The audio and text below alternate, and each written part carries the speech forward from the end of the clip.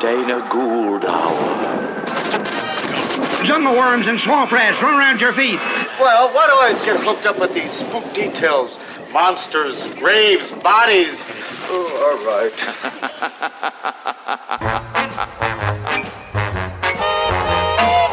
Trick or treat, trick or treat, trick or treat on Halloween. Trick or treat on Halloween. Never any tricks, but lots of treats on your Halloween station. Here's a salutation, a musical treat from your Halloween station.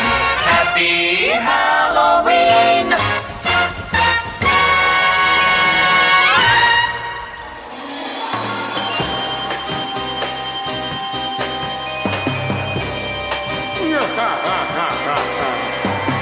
Tune in, it's a gas. It's the Dana Gould Hour.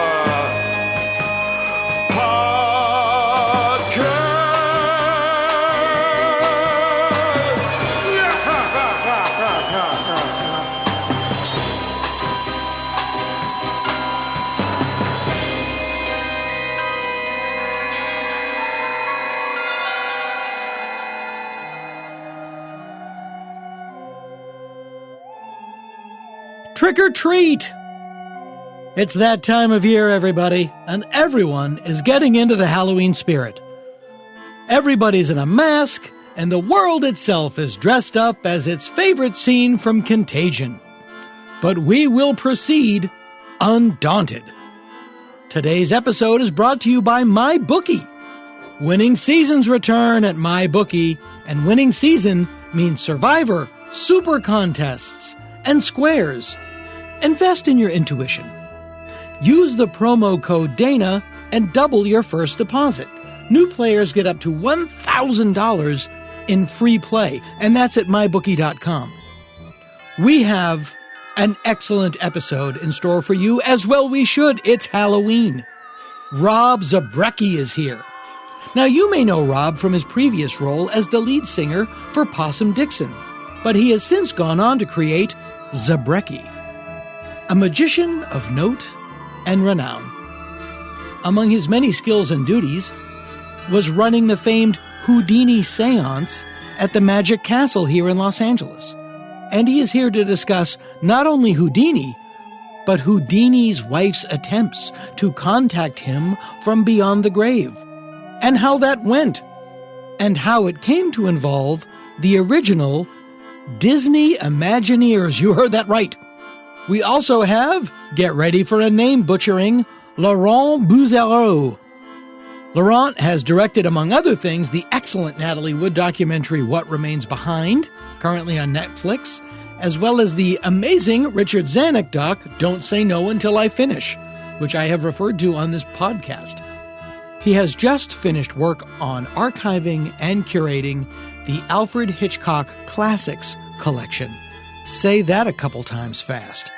The brand new 4K Ultra HD combo pack, which includes the uncut version of Psycho, as well as restored prints of The Birds, Rear Window, and Vertigo. Each film comes with a butt-ton of extras and bonus materials, and that is what we are here to discuss.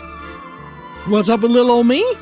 Well, if you are a ticket holder to the Sleepy Hollow Virtual Film Festival, you can enjoy a special screening of Glenn or Glenda, with a live commentary by myself, along with Ed Wood screenwriters Scott Alexander and Larry Karaszewski, as well as Frank Conniff and Trace Ballou of Mystery Science Theater 3000 and The Mads. That's going up on October 20th, but it will be up for a while. Then we're going to try to get it up onto the Patreon page, but play it safe and go to sleepyhollowfilmfest.com. And on October 29th, it's Plan 9 from Outer Space live, this time on Zoom so everyone can see it. Starring yours truly, Kat Augustin, Maria Bamford, Bobcat Goldthwait, Deborah Baker Jr., David Keckner, Gary Anthony Williams, Lorraine Newman, Oscar Nunez, Bob Odenkirk, Jonah Ray, Paul F. Tompkins, Janet Varney, Baron Vaughn, with live music by Eben Schletter, and miniature special effects starring one of the original flying saucers from the original Plan 9 from Outer Space. And these effects will be created and provided by the brilliant Mike Carano. Now, all you need to see this baby is to go to sfsketchfest.com. sfsketchfest.com and get your tickets. And then watch it from the comfort of your home. Lastly, before we get going, let me say a quick word about our Patreon program. We're a special show, and our Patreon reflects that. We don't have graduated levels. For $37, I'm not going to come to your house, make hash browns. $5. Just $5 makes you a Dana Gould Hour Sky Cadet. And that gives you access to all sorts of extras, bonus interview segments, a handsome Dana Gould Hour Sky Cadet sticker for your car, skateboard, or guitar case. This month, our Patreon bonus is Volume 4 of Dana's old-timey Halloween mix. This one, a swinging collection of garage rock classics from the 50s and 60s. If you have never heard Go Go Gorilla by the Shondells, I have to thank our guest Rob Zabrecky, actually, for helping me curate this collection. So go now to danagould.com and sign up. $5 a month. That gets you all you need. But put a pin in that. For now, sit back, pull your mask down, grab a bag of candy, and enjoy our filthy Halloween business.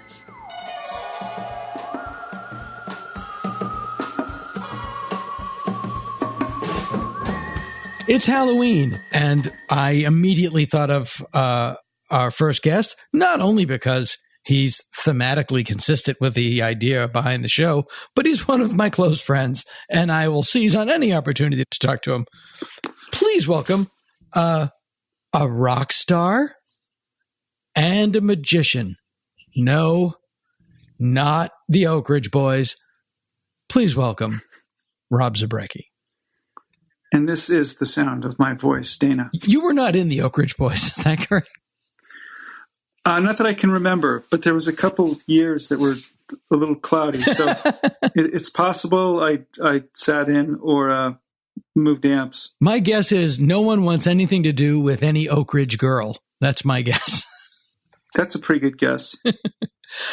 So how's your pandemic?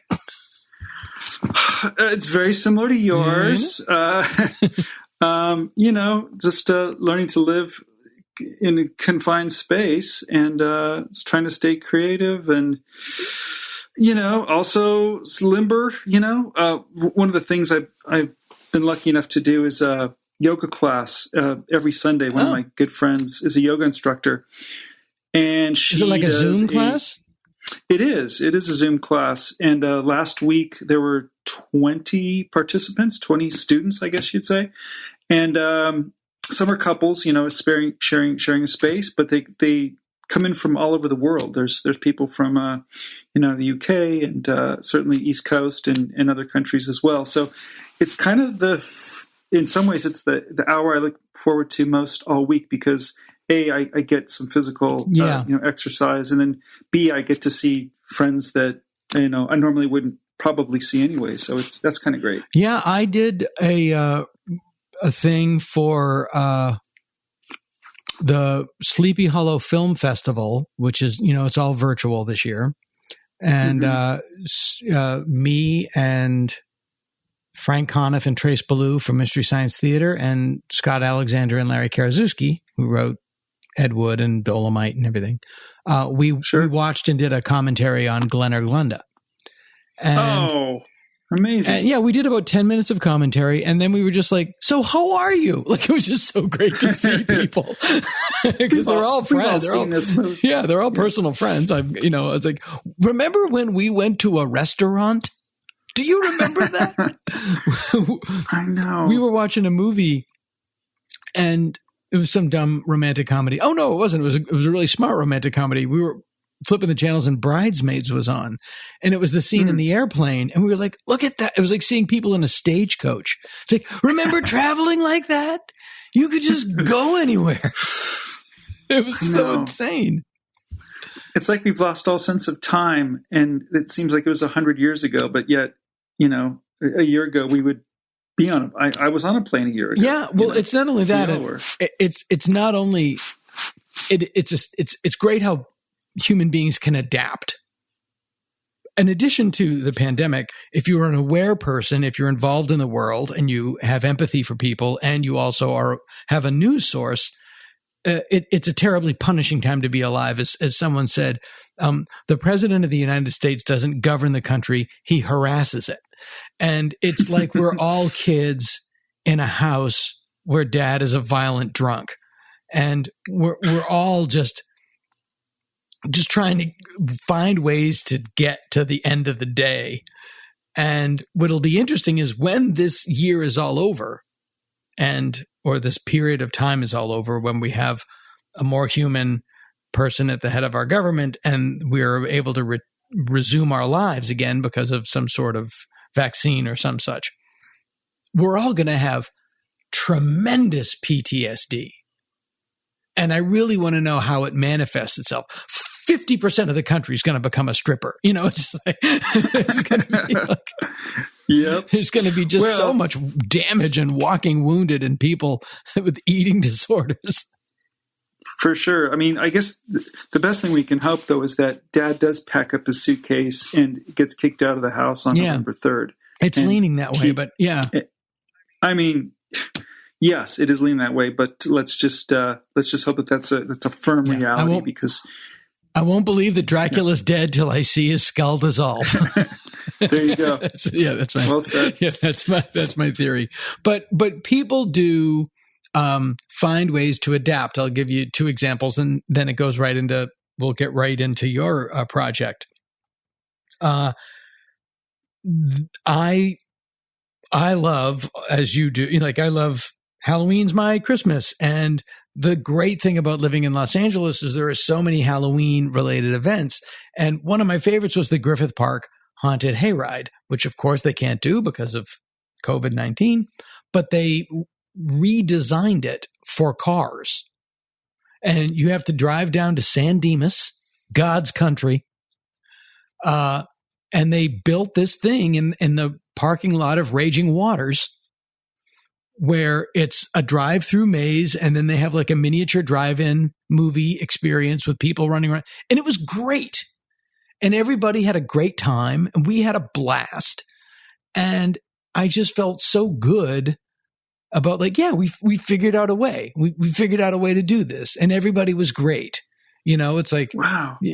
Yeah. Everybody had a shared experience, and everybody was polite in traffic and waved people through and laughed and smiled and beeped. And there were no ass. Everybody was there for the same reason. It was great. And then my daughter, who's 11 or 12, figured out what she wanted to be for Halloween.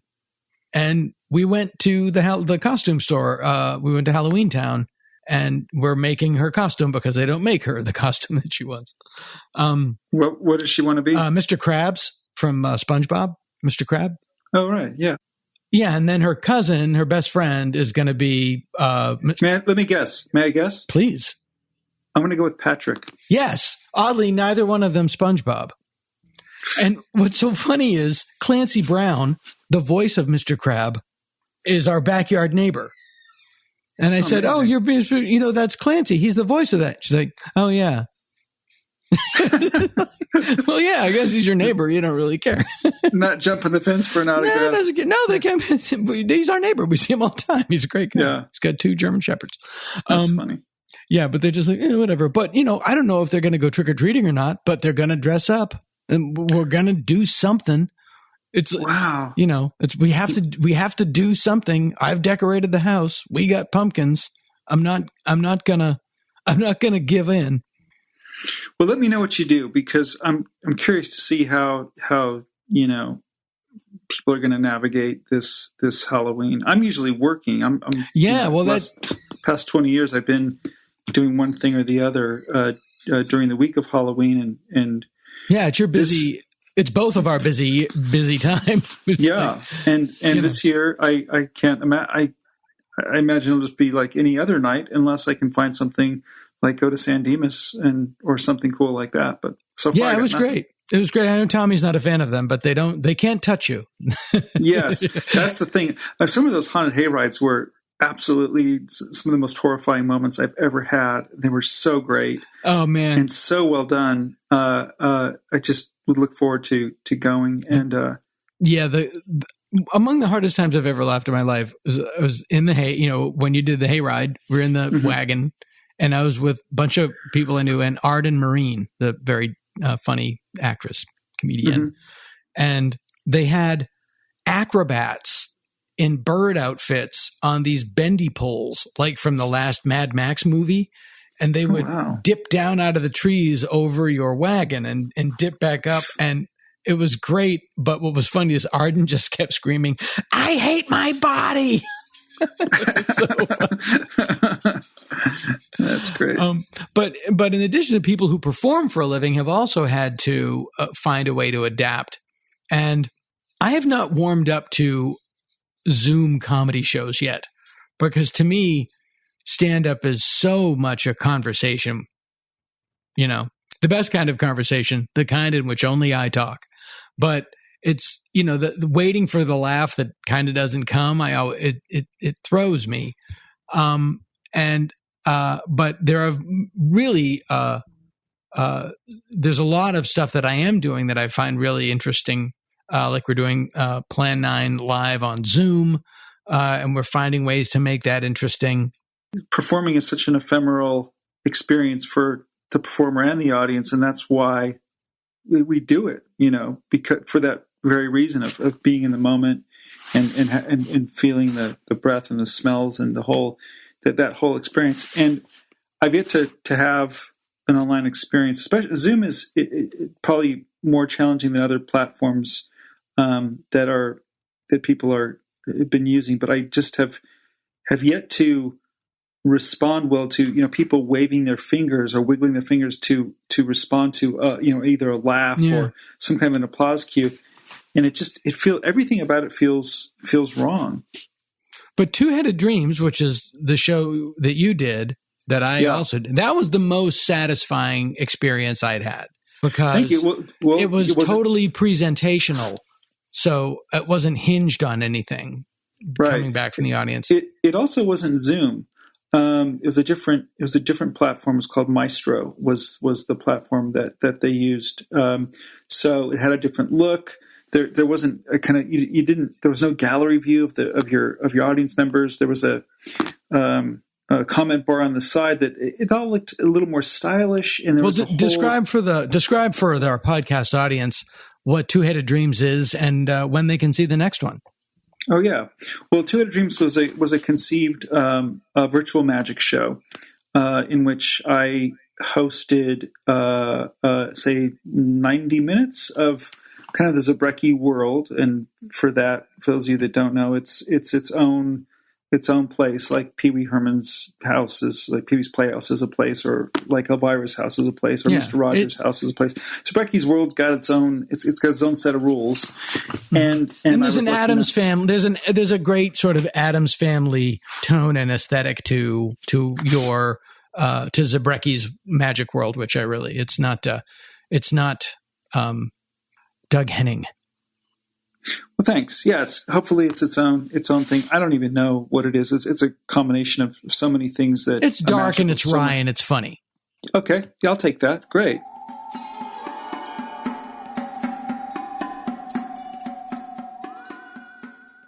So this dark, funny, wry world that kind of exists, and then I was lucky enough to rope in people that I know and love, such as yourself. Penn and Teller joined me for a piece. My buddy Michael Carbonaro, who's got a popular TV show called The Carbonaro Effect. We had Puddle's Pity Party do a song. My dear friend Liberty Larson, and a close-up magician named Mike Pashada from the Magic Castle, who I've known for years, all come in and kind of do what they do best within a 3-camera setup. So if those of you that didn't see it, Dana did this kind of this pre-show kind of warm up, like here's what's going to happen, setting the tone for the thing, and then I came in and on a set. But see, now here's the thing: I was in a soundstage in Hollywood that was set dressed, and it was a big space, And so it didn't feel like a Zoom show. You got 3 cameras going. So it was anything but. It felt like the school play. It felt like it was a real show. Exactly. Yes. And it was live. And so people could comment and chime in. And there was a point where you could kind of choose your own adventure, and there was different kind of rooms to go. Well put. Yeah. So, I mean, so it did have, we did try to capture some of that ephemeral quality where you could be like, okay, I've got to make a choice now. And so there were things about it that were pretty fun and exciting. And I think very soon that show will be available as a, something that people can look at. Hopefully, that the show will have been archived. So originally, can you go back and access it and watch? Yeah. So the fact that it was a 3-camera thing enabled them to kind of hopefully assemble like a beautiful end piece where they can kind of edit out the, some of the madness that in the moment that didn't really work. And so they're kind of refining that. And then hopefully we'll do 2-Headed Dreams in the next few weeks, maybe say a month.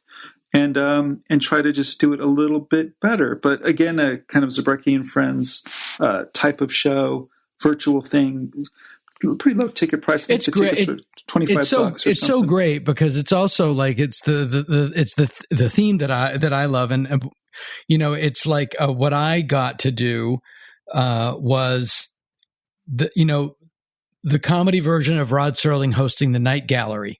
Which is like the perfect what I do. role for you. Yeah, Yes. exactly. I was so you're happy. playing yourself. I was so happy. Yeah.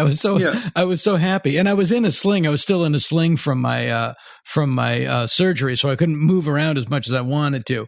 But and then when you watch it, what I really loved about it is, okay, they thought about this. This is a theme. It has a tone. It has a direction. The interstitials, there's a guy playing piano in a plague doctor's mask. It's like you guys thought about, you didn't just throw up a camera, cut, and regurgitated onto the computer. You guys thought it through, had an idea, and it remained consistent. And that was why I was really happy and proud to be a part of it. It was you tried.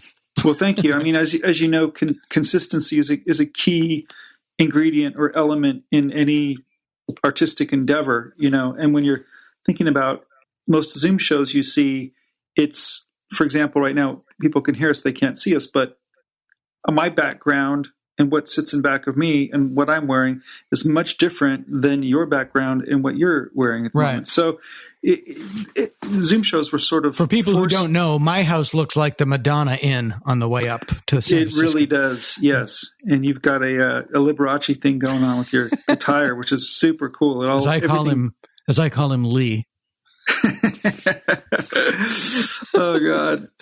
Anyhow, it's just, we rely on so much of our sort of immediate backdrops in Zoom, but in this live thing, it was much different. And so hopefully we'll get to explore that a little bit more and just make it better than we did the previous time, which is always the goal. That's the challenge. Yeah.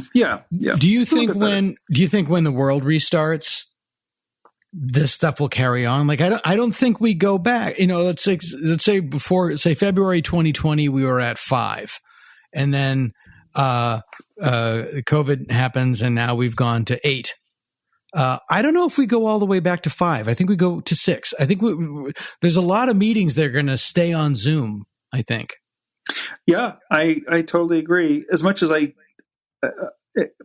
initially I wasn't, it seemed like the end of the world that we would be sort of confined and had to do these things. But the more I learn about these meetings and how in some ways they save so much, they just on the earth, the fact that we can do this stuff from our houses and connect with people that are, in other parts of the country or in other countries for that matter, you can really accomplish a lot in a Zoom, in one of these calls. Although I'm the first one that I love being to go to see people. Yeah. The whole thing. But I'm doing a lot of stuff, meetings every day and stuff, for projects and things, all from here. And what I've noticed is it's just, I've gotten everything done that I need to get done, and I'm not driving around polluting the air, filling up the freeway. Like, in terms of Southern California, it's, you can actually drive. If when I go to the grocery store or I took my daughter to Halloween Town, it didn't take 45 minutes to travel 3 miles.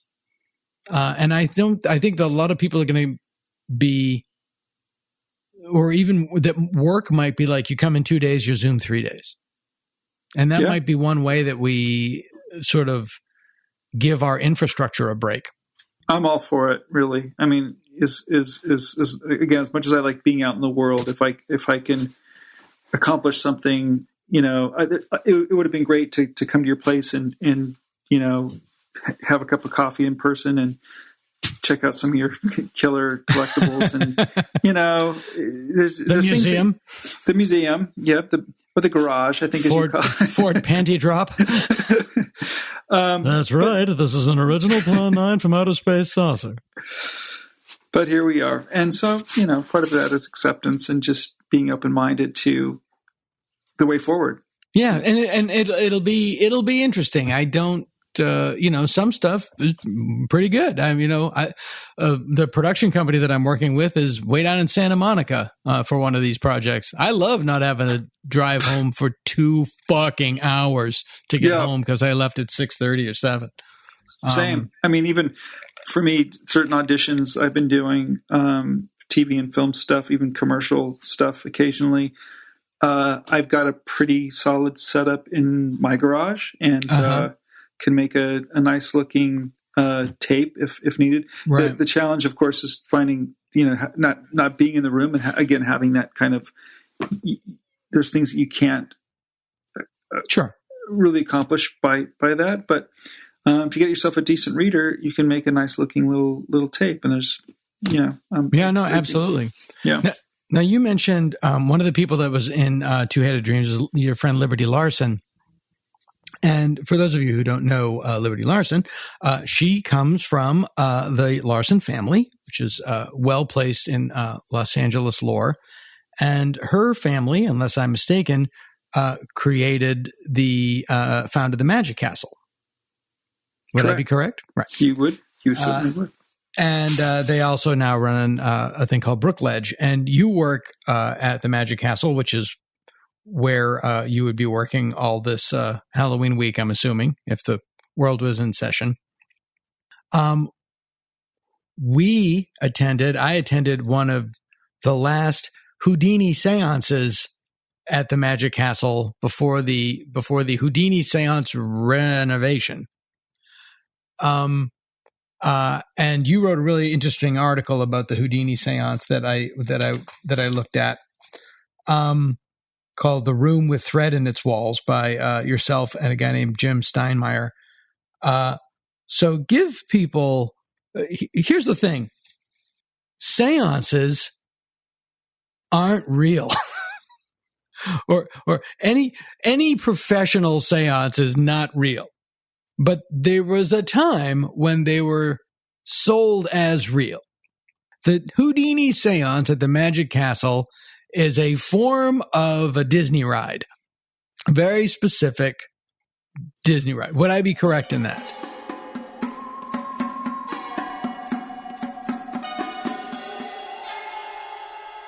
Disneyland in the 60s. Exactly. 100%. But no one's pretending that you're witnessing something spectral in reality. There are those few unfortunates that do believe that they are. But for the most part, I would say 95% of the guests that come into that room know that they're going on. Yeah. And I say Disneyland in the 60s because the technology, as you probably remember, of that experience weren't up to speed with, 2020. Imagineering. Well, in the article, one of the things that I read, and I want to get to this, is that in the original design of it, they used garage door openers. Yep. Yeah. Correct. But let's backtrack. Let's talk about the sort of the origin of seances, and then how it refers to Houdini specifically, and where the Magic Castle stepped in, because it's a really fascinating thing. If you asked me the origin of seances, I would have said, well, they started, cavemen had seances, I guess. Not true. Or did they? Well, I mean, you could trace the seance back to, I think Homer in the Odyssey wrote about, some kind of a spiritual gathering by the mortals to contact the departed. And even in Egyptian culture, they were kind of bowing down to the gods, trying to find, knowledge and insight from lost and loved ones. So it does, as far as like the history of people wanting to reach those lost loved ones, that does go back a long way. But I think you can, as far as the word seance, which is a French word for, I think, the word sit in a group and to do this, where more traditionally people think of a seance where people are sitting down holding hands and we're going to contact Uncle, Grandpa Joe or whoever. That really became popularized after the Civil War. So mid-1800s, you've got Civil War's over, or it's coming to an end, and you've got these sisters in upstate New York. The Fox sisters. The Fox sisters, exactly. Right. Who reported hearing these rappings from this mysterious person named Mr. Splitfoot. And this,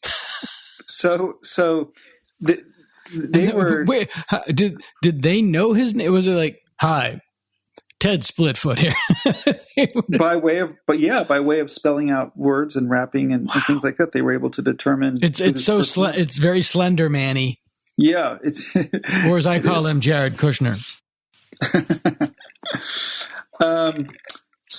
So this became very quick a fad, a phenomenon where seances were something that people would gather together to contact usually someone that was lost in the Civil War. Now, this came at a very popular time when you had a lot of people were gone from you had a lot of deaths in the Civil War.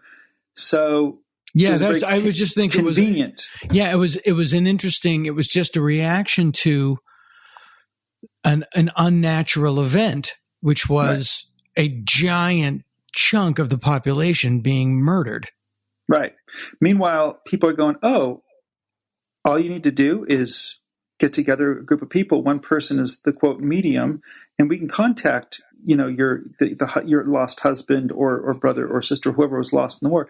So gypsies and con artists alike decided that they could take the role of medium to play and start to employ the use of magic effects to become spirit mediums. Far be it for me to quote Cher, but what you're saying is that gypsies, tramps, and thieves, they came for the people of the town. You got it. Wow, that was good. So even like this, and this was everybody over 46 left, and nobody. I got it.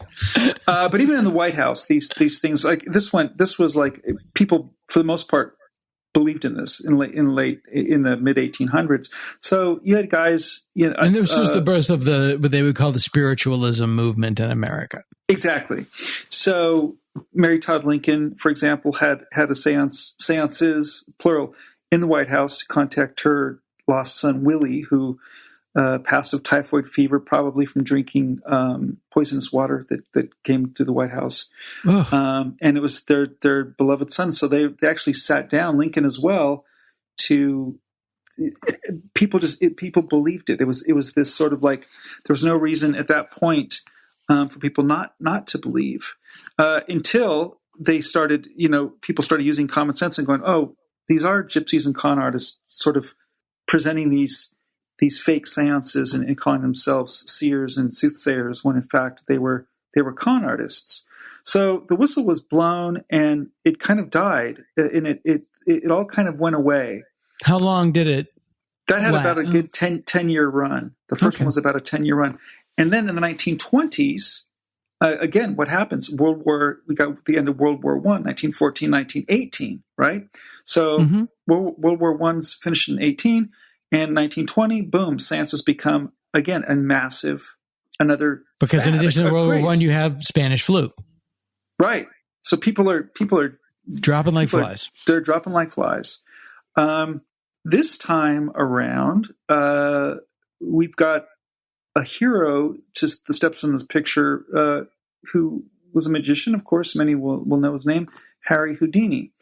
Now, Houdini had a big interest in spiritualism and really wanted nothing more to believe, particularly when his mother passed, who he was very close with. He really wanted nothing more than to believe in the afterlife and know that there was a way to contact the departed. However, he was also it's so funny because that is the root of it all, is that you just want there to be something else. It's just to be comforted that you can connect with somebody from the quote other side. Yeah, sure. We all want that. It's funny. I'm getting this wrong, but Stanley Kubrick said to Stephen King, they weren't fans of each other. The Shining is an incredibly hopeful book because it says that there's something beyond the grave. All these books are hopeful because they say that there is definitely something that comes afterward, which is an interesting take on it. It's not always great, but there is something.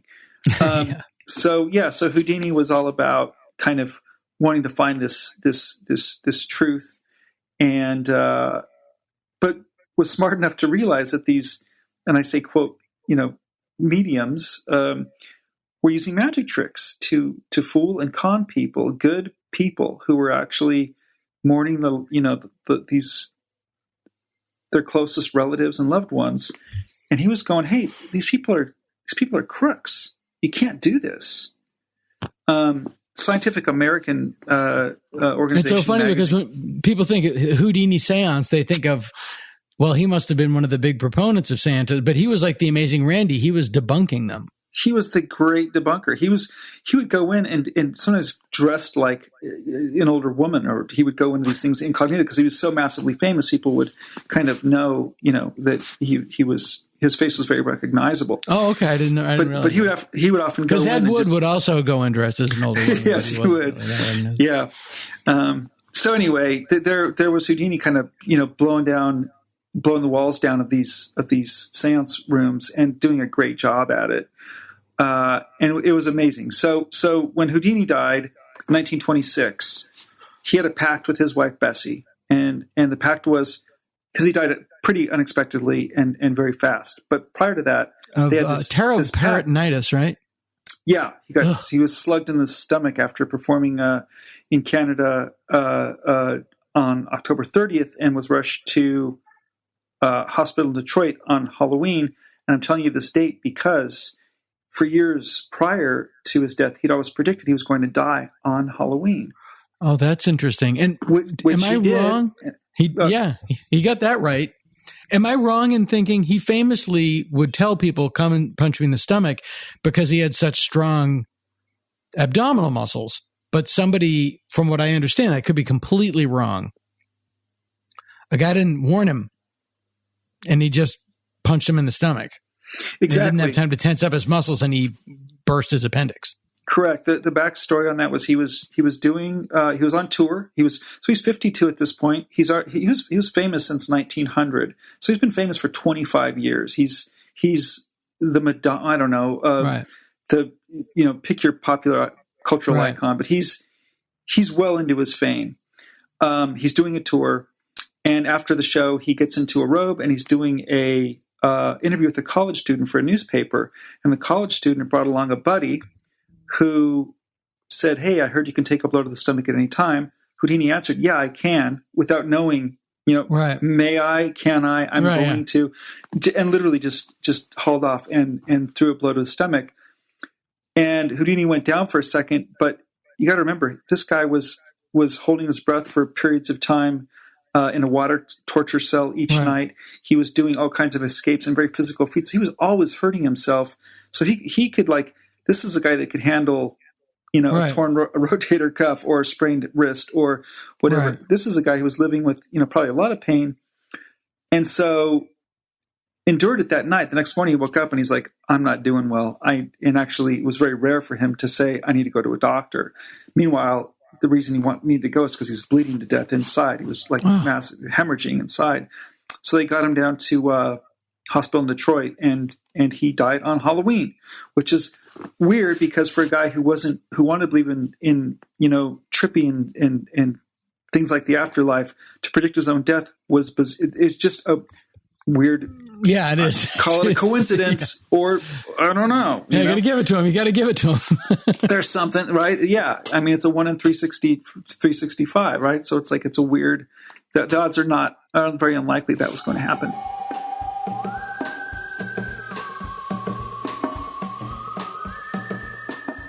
Anyway, back to the pact that he had with Bessie was like... And that's 1926. 1926, Halloween 1926. So he and Bessie have this pact. Hey, look, whoever dies first, the other conducts a seance every year on the death date of that person for 10 years. That's the deal. And then go on with your life. Let's just try it. 10 years, once a year. So Bessie, of course, honored the pact, and they had a couple of code words. Should the other person come back, that this person would chime in with there was 2 words, at least that I'm aware of, and that would be the word.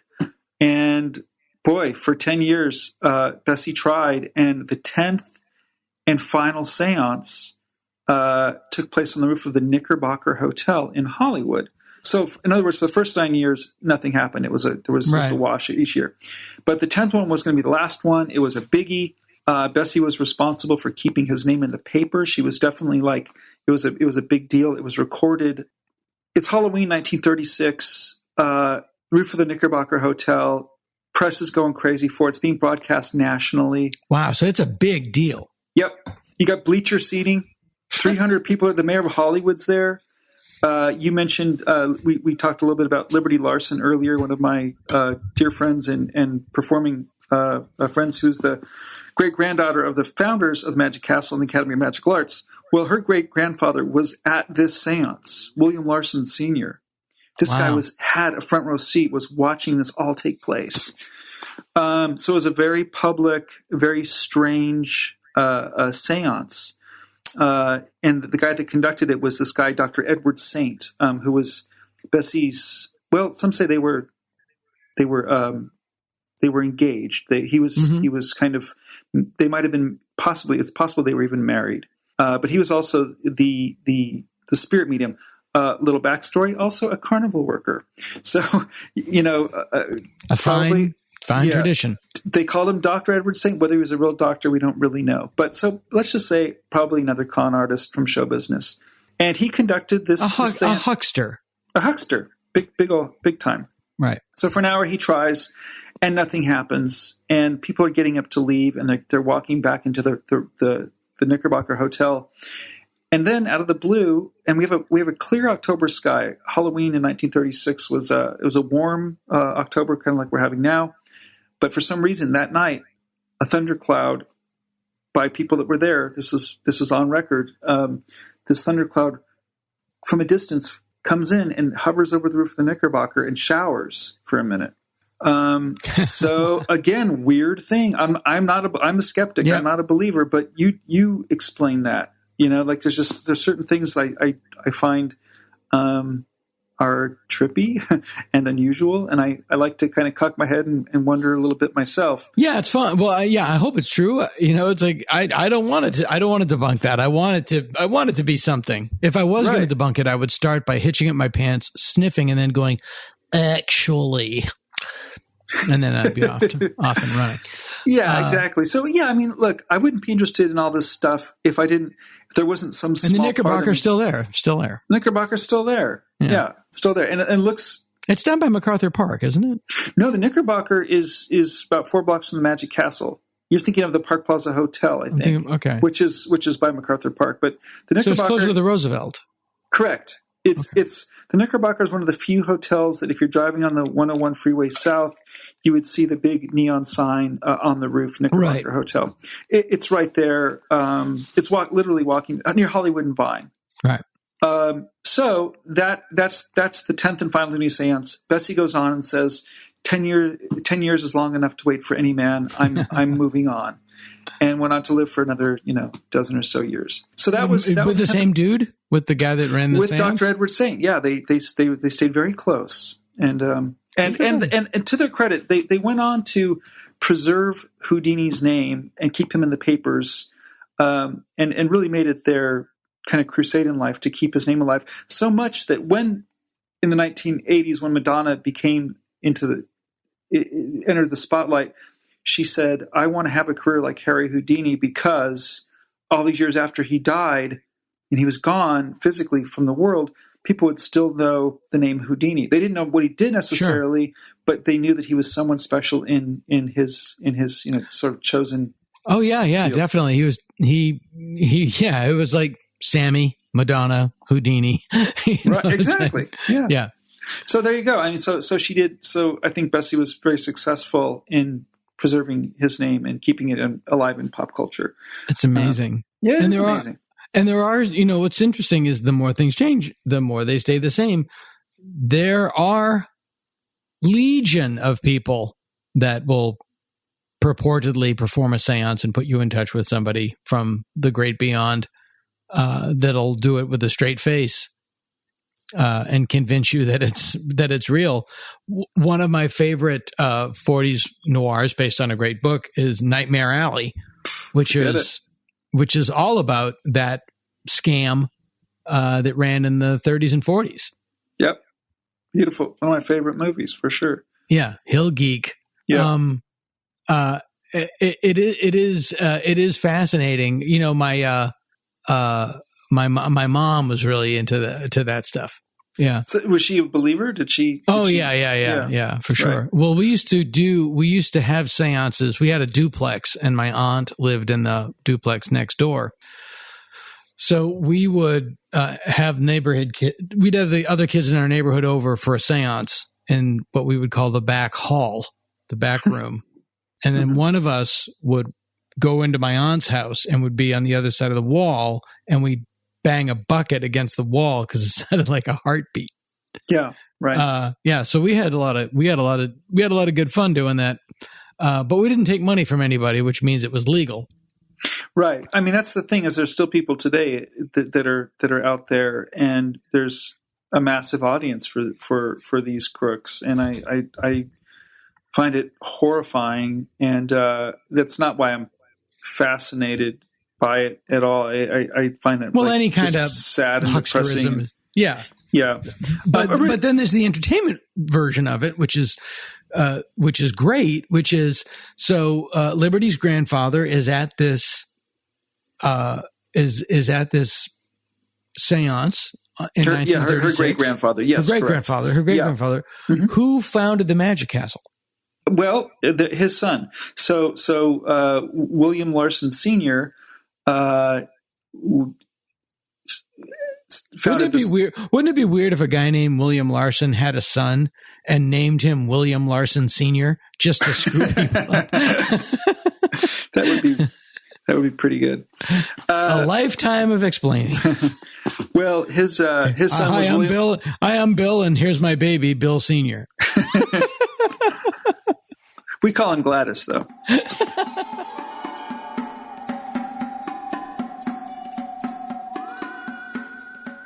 William Larson Sr. had this idea to found the Academy of Magical Arts, which was a way to bring magicians together to share secrets and have a sort of academy, and ultimately have a clubhouse somewhere where they could meet and enjoy the camaraderie of magic as an art form. Right. And there is this beautiful building up above Franklin in Hollywood, right up the street from Hollywood and Vine. Yep. And it was a boarding house up until the 50s. Yep.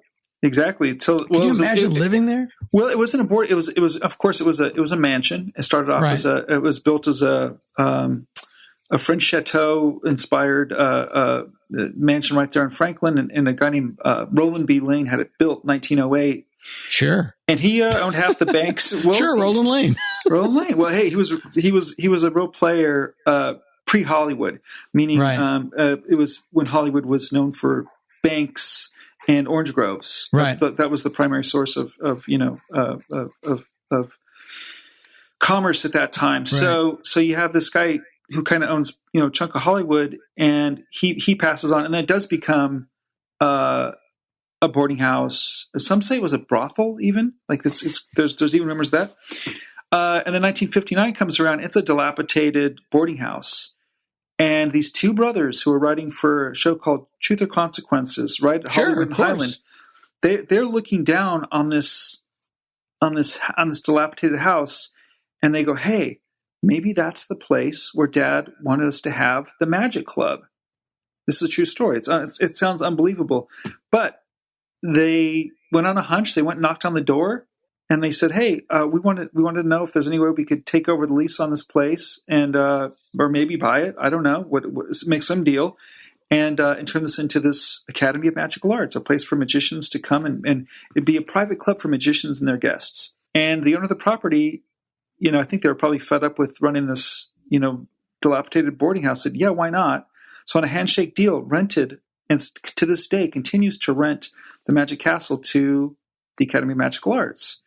And 4 years later, 1963, January 2nd, I think was the date, Magic Castle opens its doors, and it becomes a massive hit in the magic world. Everybody in magic wants to go there. They want to be there. They want to perform there. It is the essential be-all, end-all clubhouse worldwide for magic. And it's so popular that people are moving here from different countries, and they're coming in. Oh, really? Just to be a part of it, yeah. And it is each year it becomes increasingly popular, and it is the place to be. If you love magic, and magic is you're quote a magician, this is where you want to go. And it never stopped. It to never this stopped. day. Nope. To this day, it is that. To this day, to the day of March, whenever COVID. March 2020. March 2020. It was 7 nights a week, close-up stage, parlor magic. It was lectures. I mean, anything related to magic, you were in. So 5 years into the club, it will absolutely reopen when the world reopens. I want to think that's true. Yeah.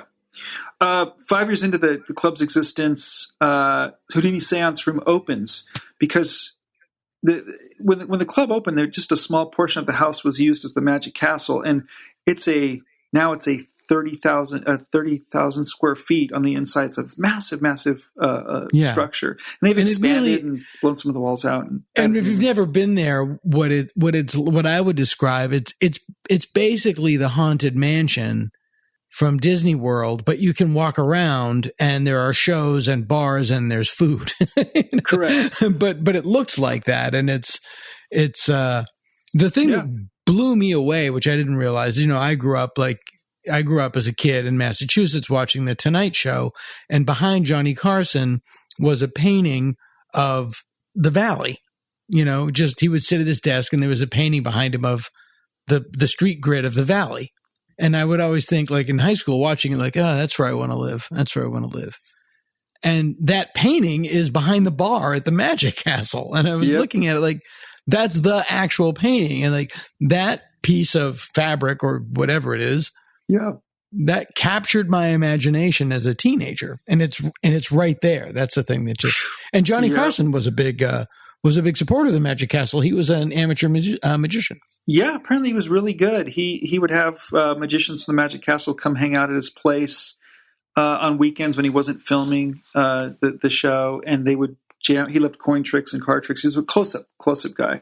But as a teenager, I think that was his first, the first sort of art form that he was attracted to. And there's great photos of him when we all know him as the white-haired, chain-smoking Carson, but he was a kind of a coiffed, teenaged, like all-American looking kid, like holding some, linking rings up. And was it the Carsoni? Was that what it was? Carsoni, exactly. Yeah. I mean, as Steve Martin was very, very similar, very similar background. Anyway, back to the seance room. So in 1969, as they're expanding the Magic Castle, they decide, hey, you know what? Let's recreate that 10th and final Houdini seance right here. And there's a seance. We have a room to build a seance chamber, and it was a Victorian style seance where we'd get 13 guests in the room, and a medium would sort of guide you through the night and tell you the history of Houdini, sort of like I just did, but in a slightly more fascinating. In a fascinating sort of layered way.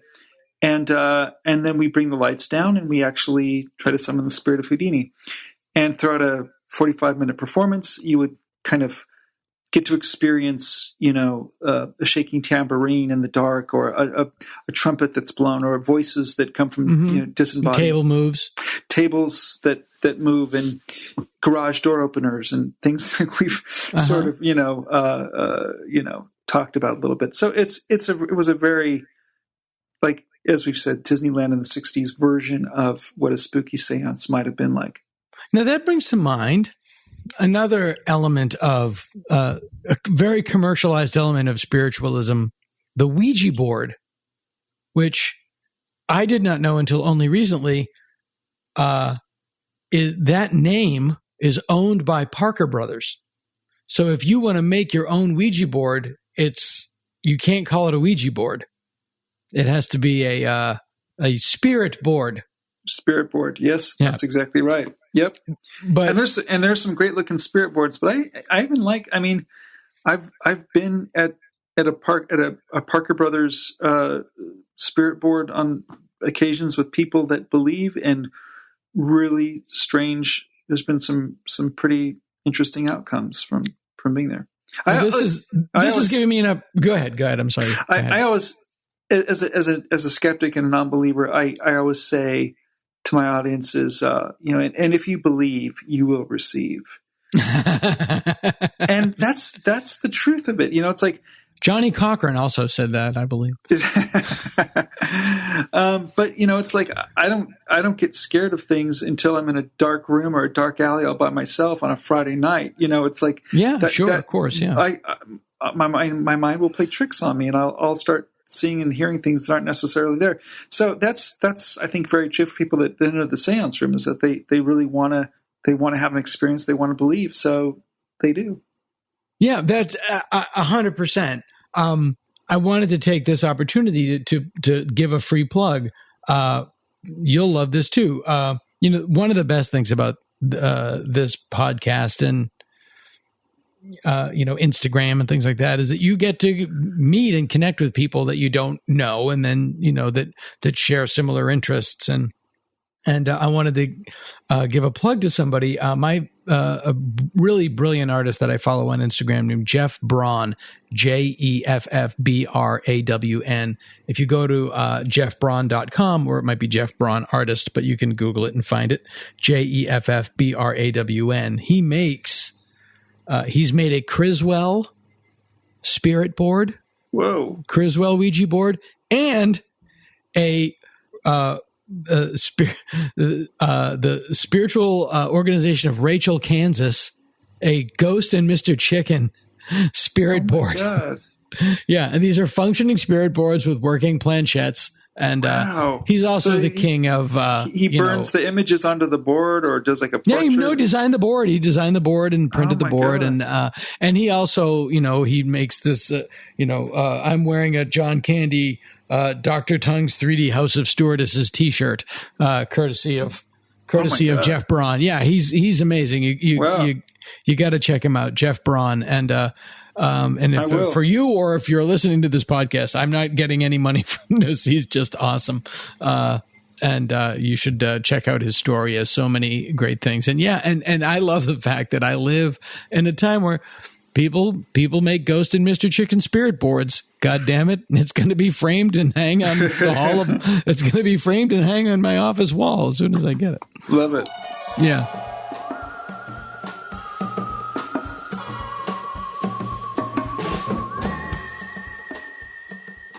And we touched on this earlier. Like, when you were in Possum Dixon, you weren't into magic. Like, you weren't a student of this all your life. You came not to at this all. later. I fell into all of this in my mid-20s, accidentally learning a magic trick, and then having the weird luck of having a pass to go to the Magic Castle with my girlfriend, who's now my wife, and just walking in the Magic Castle and falling in love with the subculture. Yeah. And that's the perfect word for it too.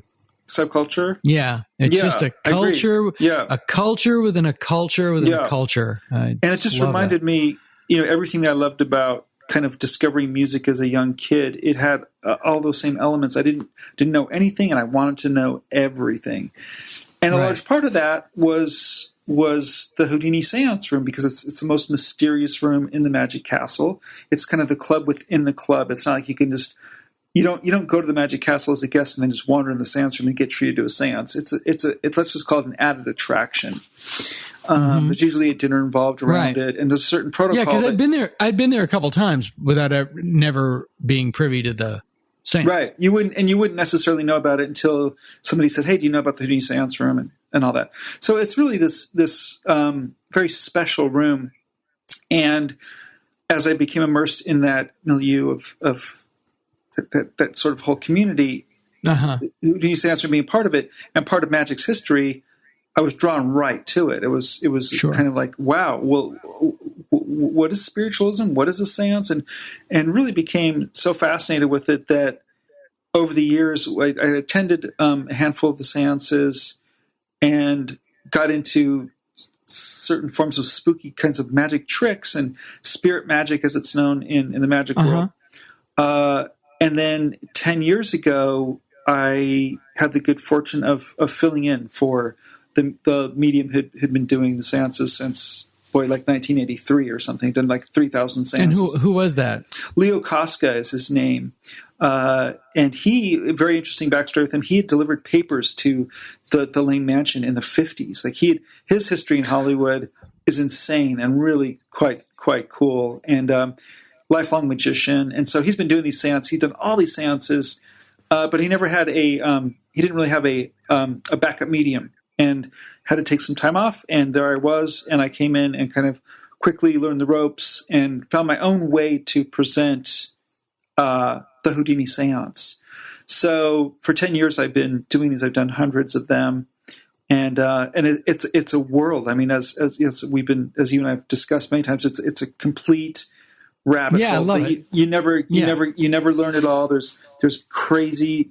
There's always one more medium you've never heard of, and there's one little factoid, and there's so many books and literature around this past that it becomes an obsession, like collecting records or horror films. Exactly. Or, and it's a beautiful place to go. And there's something about the Magic Castle that when I was a young punk, I always sneered at. And now it's one of the things about it I love is that you have to dress up. Exactly.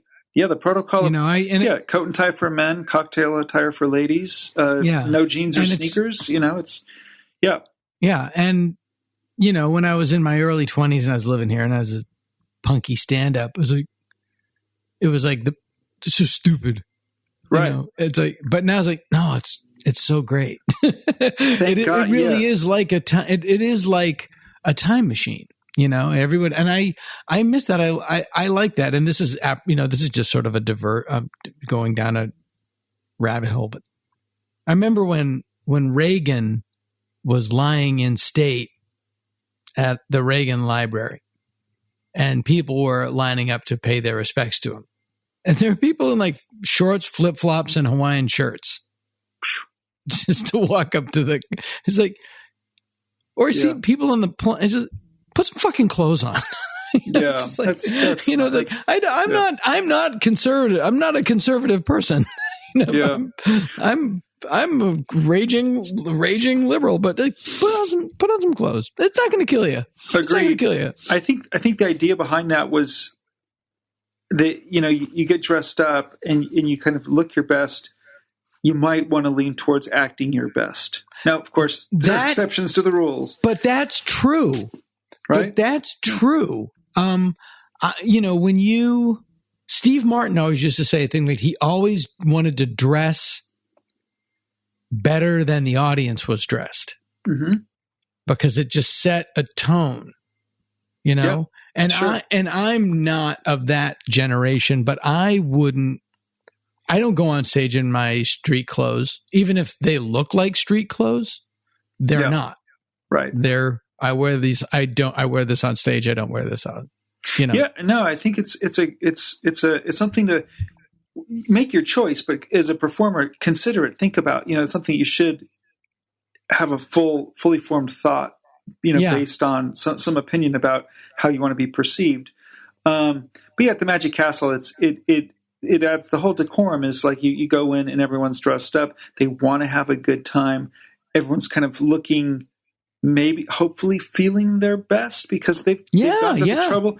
And so it adds to this whole, They've got some booze in them.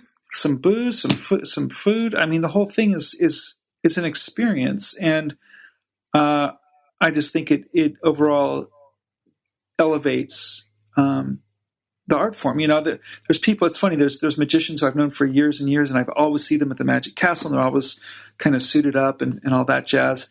And then I might bump into them at, I don't know, say Paquito Moss. And I'm like, wait a second. And they're wearing the flip-flops and the Hawaiian shirt and the cargo shorts.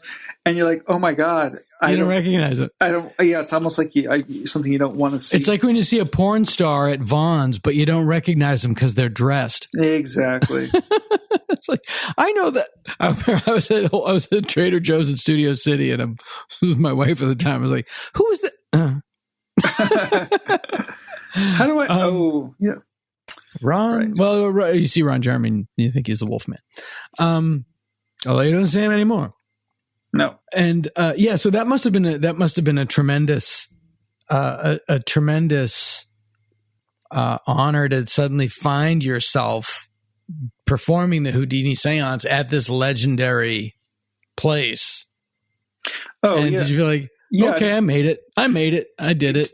To a degree, I did. I did feel like I had sort of, it was one of those, it was a milestone. Like, yep, this is something that, when I walked to the Magic Castle to perform in any of the showrooms was like, oh, those people that do that they're up here. I'm somewhere down here. Those people are on this, operating on some other level that is amazing. And one day I would take a hit of my imaginary bong and want to dream of that.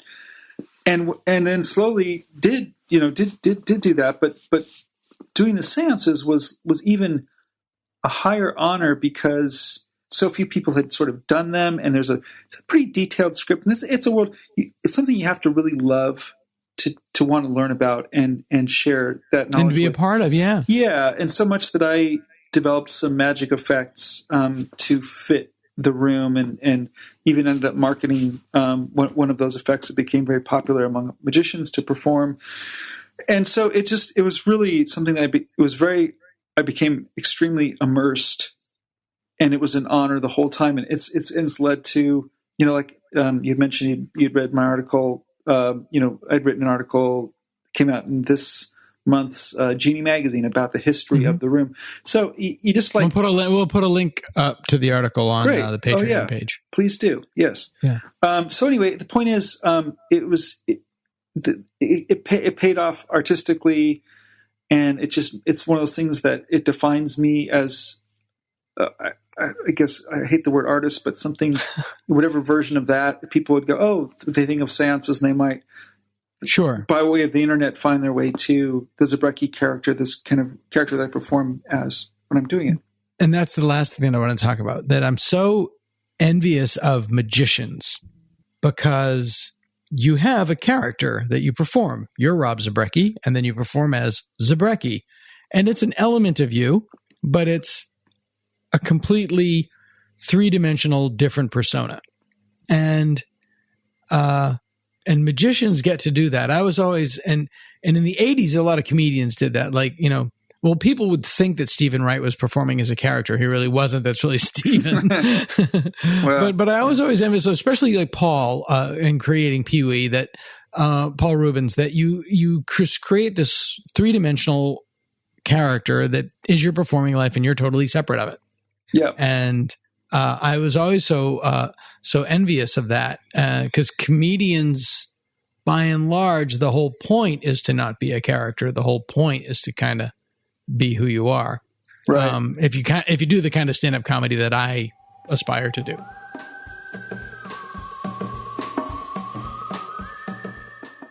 When I was when I was traveling around doing on the road in the 80s all the time, I would always see, they have the wall of the people that perform And a lot of them are still there.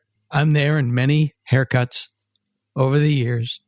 But you'd always see Max Maven. Mm-hmm. Max Maven was always performing in comedy clubs, but he was also at the Magic Castle. Right. Who is Max Maven? Well, Max Maven is a Boston-based magician. I had no idea he's from Boston. Yep. Who, up until the late 70s, was known as Phil Goldstein, and made a major transformation in his life, and literally, and I mean literally, to the point of getting his license. He doesn't drive. He doesn't have a driver's license, but his U.S. ID changed to Max Maven. He's legally Max Maven, and he severed ties with his former self to become this fully developed. Yeah, that's. I think if you called him Phil, he wouldn't respond. I had no. By the way, I had no idea. And is he still around? He is. He is still Max Maven. He's. Are there any little Mavens at home? There are not. He is one of one. But I greatly admire, respect Max for so many reasons. But the fact that he's so committed to that character and that world that he's created, not to mention the thousands of effects he's contributed to the magic world. Yeah, he's a big deal in that world. As a historian and a beautiful, beautiful writer, an amazing storyteller, and just one of my favorite people. He's a wonderful person. And again, an inspiration when I was putting together the Zabrecky character, which I created not because I felt like it was some great idea to do that, but I was scared to perform as, oh, here's this guy that was in a band for 10 years. Now he's going to do magic. Like that kind of didn't add up. But to hide behind a visage, like I realized that I have kind of a spooky looking face. For better or worse. I wouldn't say spooky. Some call it the gaunt visage of Zabrecky. The gaunt visage? Yeah. And so I realized that like, okay, I could take my love of horror films and silent films and experimental music and all these things that I'm kind of in love with, and weave them into this character that if I fully form there's Ian Curtis, the great Curtisini would be Cursini. Yeah. Well, thank you. There's a Norman. Nice. Yeah, there's a Norman. Well, here's the interesting thing. Yeah, I mean, it's not you. It's a perfect distillation of kind of like the aspect of your personality that works well in that world. It fits that world really well. It's, if I didn't know you and you showed me, you got to go see a magician, I'd look at and I'd tell you, oh no, well, that's the one I want to see. There's an element of, if you get it, you'll get it. Yeah. That I like. And what's interesting is when I was in Boston doing comedy in the 80s, there was a comedian who had a not dissimilar approach in his character. That comedian now works at the Magic Castle and a completely different character, Phil Van T. Or as we know him, El Ropo. But El Ropo, when he was a comedian in Boston, was Phil Van T, and it was like Zabrecky telling jokes. Right. I've had many conversations with him. Phil's great. And he was, I think. I love Phil so much. I love Phil so much. He's such a lovely man. And he's about 12 feet tall. He is quite tall. And when you put on that, his 10-gallon cowboy hat on top of that, he's 13 It's so not who I know. The last time I was at the Magic Castle, I was with Bobcat and he was with his girlfriend and I was with my girlfriend. We called them Wilma and Betty. And we all went and we both saw Phil. We both know Phil from Boston, but he's dressed like Tom Mix. Yeah. Exactly. Like, no, you're dressed like Phil. Phil's dressed like somebody else. Which stands to reason in 20 years, I might look like Tom Mix. Well, I get like you and David Lovering and other people like you're a punk musician and then you go into magic. And I completely get that evolution. Mm-hmm. Yeah. It's not dissimilar than comedian to writer. It's not dissimilar at all. It's like, yeah, this is the next step when you want to do something else. Well, using similar muscles, using the same muscles in a different way. Right. Yeah. Right. Yes. That all makes sense. That's true. Yeah. Good. I'm glad, and And for Phil, he changed gears and went from stand-up comedy where I think he's described as that character that he would perform in Boston in the 80s was like a serial killer doing stand-up. That was kind of his. Yeah, it was great. It was great, and he was and he was imposing and tall and dark, and he dressed in a black suit. I really loved him. In his 8x10, he was just standing there glaring, but if you look very closely, you see that he's holding a pair of scissors, like a knife. Wow! But it's just down by his side, like it wasn't featured at all. It was very subtle, and I always admired it. Yeah, no, I love Phil so much, but I do, like I love the idea of that complete building a character and then building a world, and that's that's all the people that I love to watch, and Pee Wee Herman is a great example. It's like, you build this character, then you build this world around it, and it all fits together. Yeah, I mean, the beauty of that is in magic, unlike other art forms, you have complete control over the end product. You get to write, produce, direct, and act. If you're an actor acting in a movie, it's unlikely you're going to pick the soundtrack and the fonts that they put up on the credits and all that jazz. Right. And the other actors that you work with. In magic, you can really create a thing. Like stand-up comedy, I would imagine it's very similar, where you get to create everything, the way you look, kind of, all of it. And the sound cues, of course, like there's a million different things that keep me really attracted to magic. And the control of that is a large component that I can put all these creative attributes. That's what I loved about being a part of Two-Headed Dreams. It was a way to kind of become a part of that level of showmanship and thought, and it was great. And if people who hear this want to know when the next one is, or try to see the other one, where do they go? Where are you online? Where do you live? I think Instagram is probably my most. I probably check in there the most, and whenever I'm doing something, I tend to put out. So at Rob Zabrecky is the handle. Is ROBZABRECKY. This has been so great. Thank you so much. Now, do you have what are your Halloween plans? I don't. There was some talk about doing another Two-Headed Dreams closer to Halloween, but we decided to push a little bit. So I really don't know. I have a little installation going in my front yard. It's nothing too exciting. Yeah, I hear you. Hear you. For me, I will be repositioning a skeleton within 30 minutes of ending this conversation. Same. But around here, the one other thing I'll add is I have a little seance show that I have online. And a couple years ago, when I was trying to create content. Oh, this is the other side?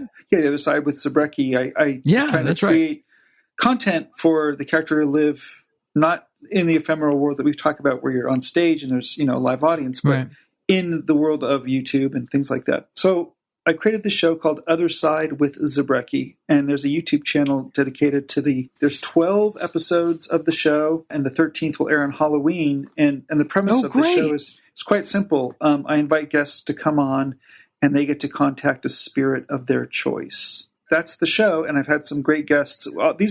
My first season was taped 2 years ago. I probably won't do it anymore. Just when I met you, we had just wrapped shooting all of my season. I thought, boy, this would have been like my ideal guest, because it's a comedy seance, and they're not meant to be taken serious. For example, Jack Black was a guest, and he contacted Kurt Cobain. So and it's no seriousness at all. It's all done. Sure, in that's perfect.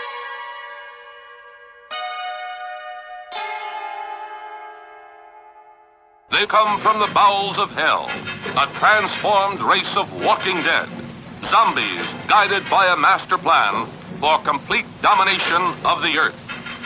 Plan 9 from outer space.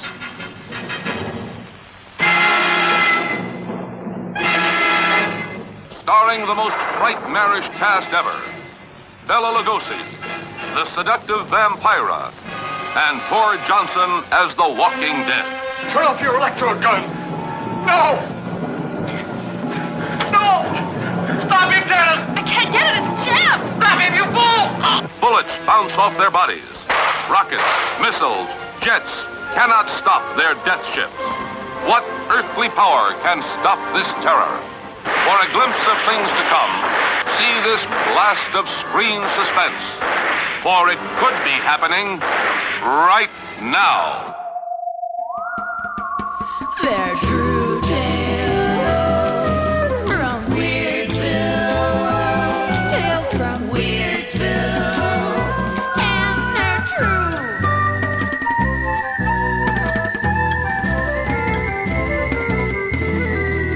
Can your heart stand the shocking facts? It was December of 1847. And John and Margaret Fox were moving into a new home in beautiful Hydesville, New York. Fun fact, Hydesville no longer exists. It's now a part of Arcadia, New York, near Newark. And with John and Margaret Fox were two of their three daughters, Maggie, 14, and Kate, 11. Their oldest daughter, Leah, was already married and living with her husband upstate in Rochester, New York. Now, from the start, the Fox house was noisy. Not the household, not the kids, the house itself. It creaked, it popped, it groaned. Late at night, there were knocks and bangs. On the night of March 31st, 1848, the night before April Fool's Day, and not 4 months after they had moved in, the knocks took on a personality. Maggie and Kate began talking to whoever or whatever was making the noise. They asked for this spirit to rap out their ages, 11 and 14. 25 knocks later, the Fox family sat frozen in their chairs. Maggie and Kate, through a series of yes or no questions, communicated with this spirit, who they called Mr. Splitfoot, which was a nickname for the devil. Later, the girls claimed the spirit was that of a thief named Charles Rosna, who was supposedly murdered in the house 5 years earlier. Arthur Conan Doyle, the creator of Sherlock Holmes, wrote an article about the girls. They would grow to become that famous, where he reported that the Foxes' neighbors dug around their basement and discovered human bones. The reality is there was never a reported missing person named Charles Rosna. But you know, details. Now, Hydesville was a small town. It wasn't even a town, it was a township.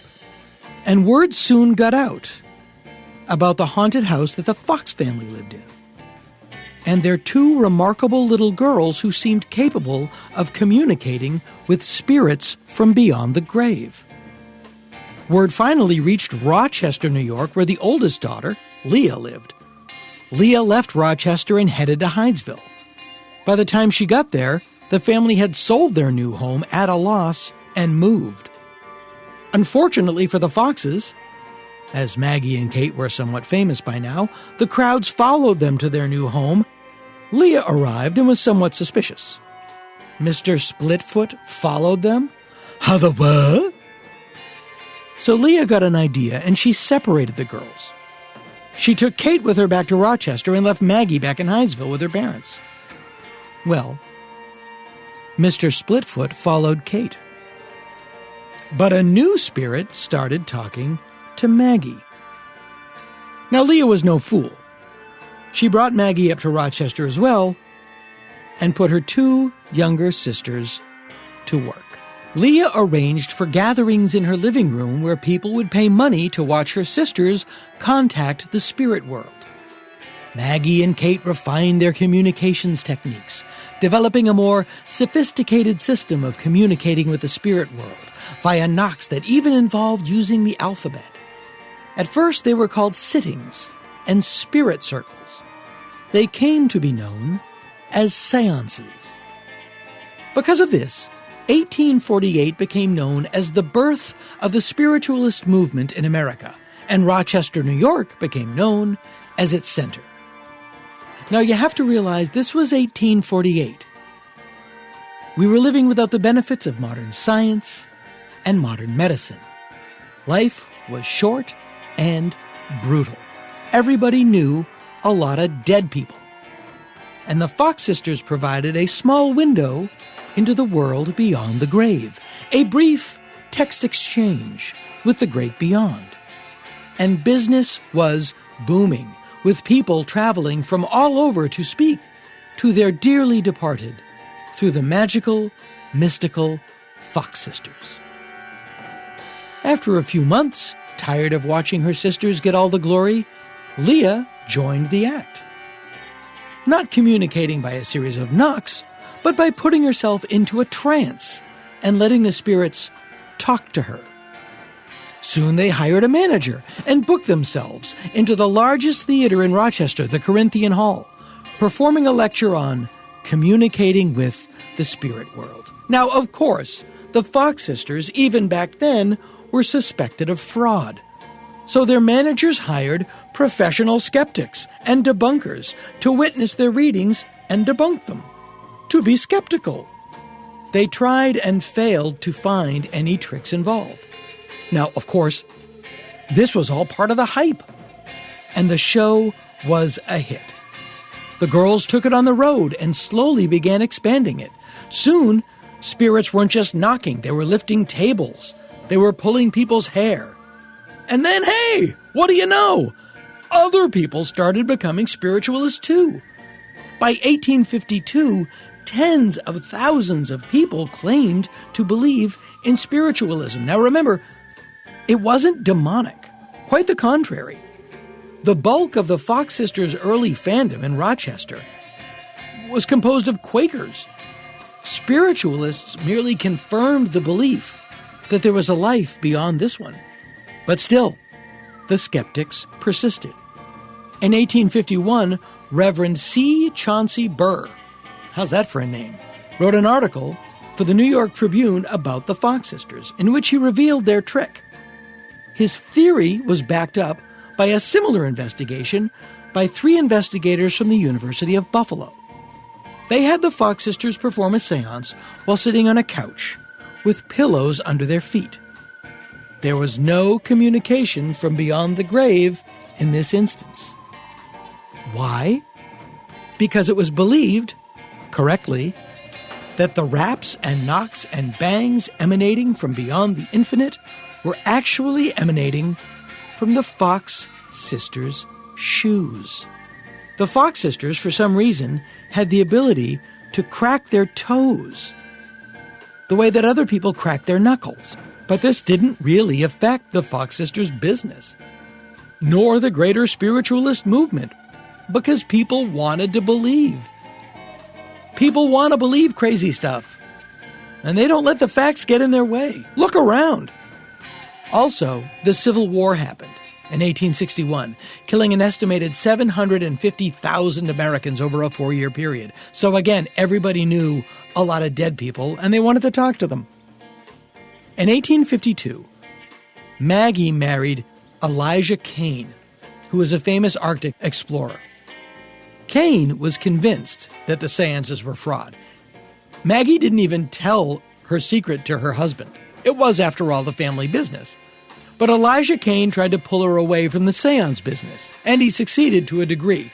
He got her to convert to Roman Catholicism. You know, you're not going to find anybody running a scam there. But Maggie was now deep in the thrall of the Roman Catholic Church and booze, and that goes together more often than you'd think. As was her sister Kate, at least the booze part. Leah was still pressuring them to toe the line and stop drinking and get their shit together. But anyone who has ever had that argument with a family member can tell you how successful those conversations usually are. Maggie began to believe that her, quote, powers were evil, or as she said at the time, diabolical. And she went on tour to officially debunk the family's act, showing audiences how she and her sister would crack their toes and their ankles, and how that accounted for their communication with the spirit world. In an article in the New York Observer in 1888, Maggie explained that one of the key ingredients to a seance was the simple fact that people want to believe, and therefore take part in it. And I quote, "Mrs. Underhill, her sister Leah, my eldest sister, took Katie and me to Rochester. There it was that we discovered a new way to make the raps. My sister Katie was the first to observe that by swishing her fingers, she could produce certain noises with her knuckles and joints, and that the same effect could be made with the toes.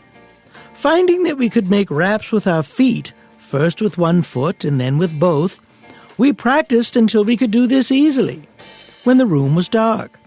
Like most perplexing things when made clear, it's astonishing how easily it is done. The rapping is simply the result of perfect control of the muscles of the leg, below the knee, which govern the tendons of the foot and allow the action of the toe and ankle bones that are not commonly known.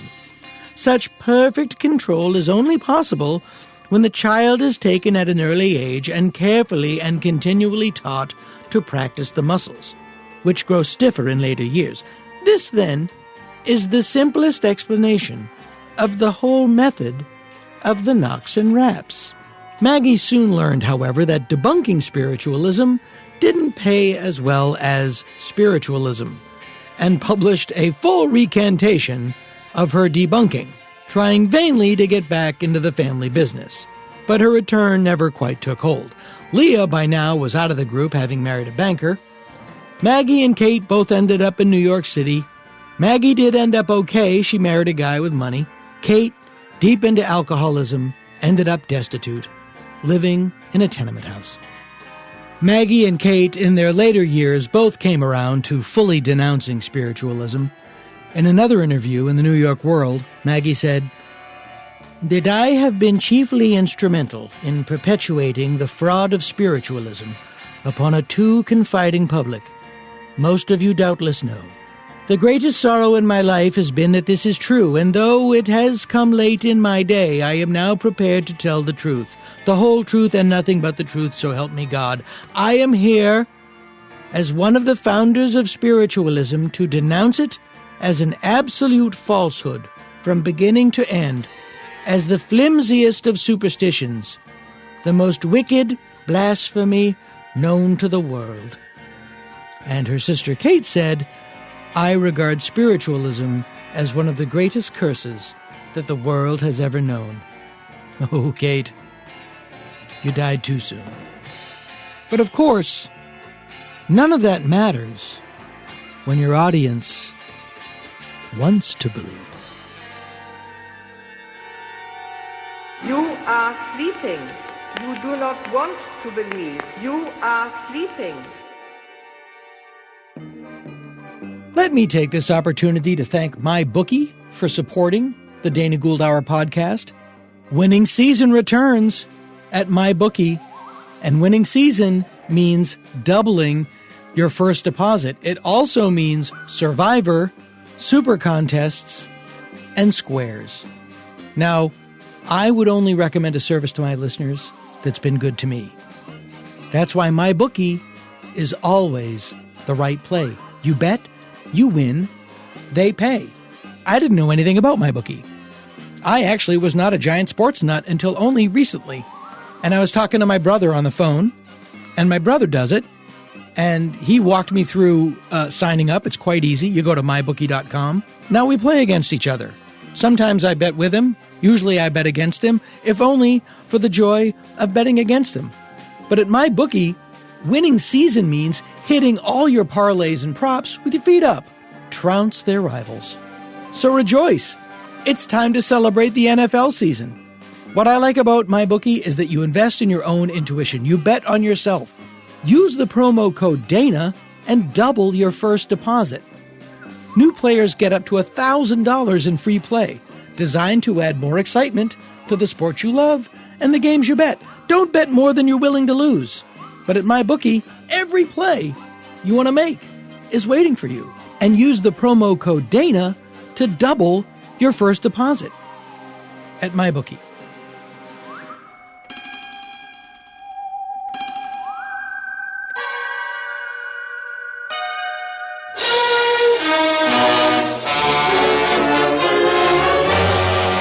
Every one of you watching this screen, look out. Because soon, very soon, the most horrifying monster menace ever conceived will be oozing into this theater.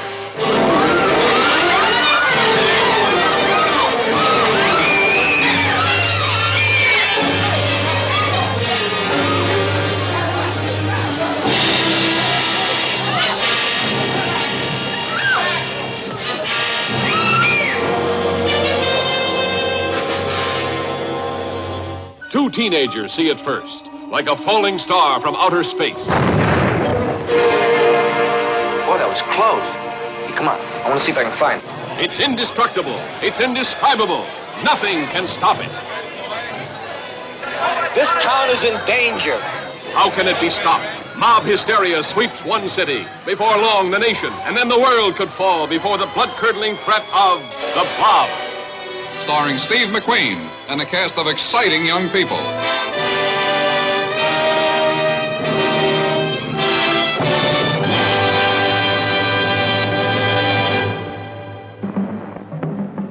Into this house came the monsters of slaughter. With some of the most hideous tortures and heinous crimes ever shown on the motion picture screen. The Ghastly Ones.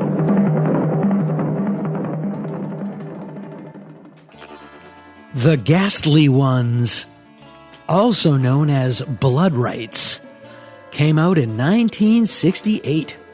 It is a gory, let's call it extremely low budget, historically set slasher film. It was the first color film by a guy named Andrew Milligan. Andrew Milligan made 27 movies between 1965 and 1988. He was a controversial figure. Oh, Andy had his flaws. He had his flaws. And he had his fans. And he had a lot of people who are fascinated by his career in a look at that cool car wreck kind of way. And yet, Andy Milligan was driven. He had a story to tell. Nobody makes 27 movies because they have nothing to say. Andy Milligan was born in 1929. He was an army brat, and if there was any defining aspect to his childhood, it is the ferocity of his hatred for his mother. Later in life, he would write, "The woman my father married," that's how he referred to his mother, "was a real sick individual. She was the one who ruined the family, very neurotic. And my father never said anything. He was weak. It was the usual. Strong woman, weak male. She was a monster. Very fat. Ate continually. 300 and some pounds. She was so fat that I had to clean her toes out. For the record, I don't know what that means. Her feet were always dirty." Okay, I guess that's what it means. I don't like fat women. I've never had a fat person yet who didn't open my refrigerator or walk into my kitchen. It's interesting that he wrote "had a fat person" and not "met a fat person." Anyway, again, not sure what that means. Not sure I want to. But apparently Milligan's mom was quite a piece of work. One Christmas, his father locked himself in the basement with the intention of killing himself, if only to get away from her. Milligan took an interest in theater as a young kid, building little puppet playhouses with a friend of his. But he had to hide this interest from his mom, who thought such things were sissified, or sissy shit.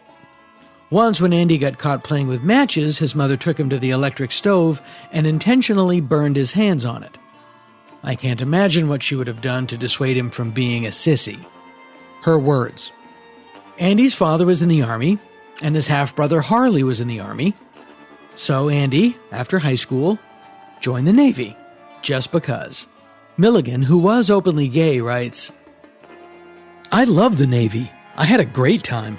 I met Jack Larson, who was Jimmy Olsen on the Superman TV show, and Tab Hunter. Tab's real name, Art Galeen. He was only about 17, from an orphanage background. He used to throw parties for Navy personnel at the San Diego Ballroom. It was wild in California at the time. Around 48, 49, sort of swinging. San Diego Hotel, the wildest party. I've never seen anything like that in my life. There were nude, bronzed muscle men with 18 ribbons tied to them that went to all the tables. 18 sailors got lucky that night. I go down to Tijuana on the weekends and watch Bobby and Joyce, a dance act. He played the sailor and she played the prostitute, and they'd do House of Blue Lights, 2 shows a night. He was 5'4", she was 5'1", just adorable. Tijuana, a dirty roads town." Milligan ended up living with a guy in San Francisco and was preparing to go to acting school when he received word from his mother that she was very sick, and he needed to get home right away. Milligan spent his entire savings getting home, only to learn that his mother was fine. She was, in fact, sitting at the kitchen table eating cookies when he entered the house. Well, there went acting school. Milligan exploded. His mother started crying. According to Milligan, in the middle of all the crying, I was tearing up some penny postcards, and she just stopped and looked at me and said, "Oh, don't do that, I can use those." Milligan told his mother he'd never see her again, and she said, and I quote, "You'll come crawling back." He said he would never see her again until the day she died. And he did not. Can't say he wasn't a man of his word.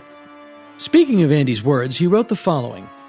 At the funeral, this stupid pastor, we never went to church, he was talking about how great she was, and I just stood up and said, "She was a bitch."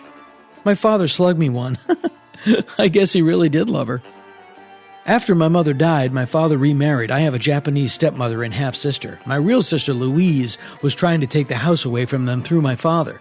So I called her a cunt, and her husband came in and cracked one of my ribs. I never went back after that. Now, just as an aside, these days, we call all this stuff emotional trauma. Milligan hitchhiked into New York, where he spent the first few nights sleeping in Central Park, and eventually he got a job as an usher at the Anco Theater, a flea-bag fire trap on 42nd Street. He then, through a random ad in the newspaper, got a job as a puppeteer, touring the South in a marionette production of Aladdin and His Magic Lamp. Again, he writes, "You got a couple hundred a week, which was big bread at the time. Lived in cheap hotels. These two crazy lesbians who ran the company would scream at each other, scream at the puppeteers. It was really unpleasant. They had this big fat lesbian friend of theirs that used to sleep on the floor of the apartment. She was the one who created the sets. She was 300 pounds. Had this rabbit that used to chew on her hair.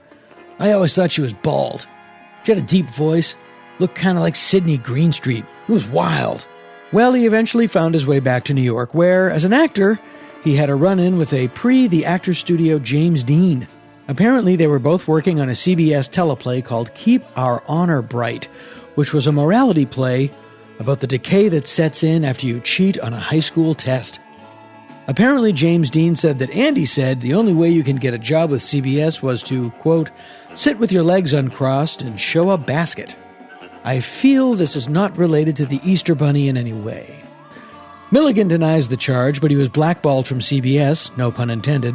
But when God closes a door, he opens a window. Sounds to me like someone's on the toilet. But anyway, Milligan soon found himself in the off-Broadway theater movement. The location was a small black box theater called the Cafe Chino. Get it? Cafe Chino. The Cafe Chino came together at a weird period.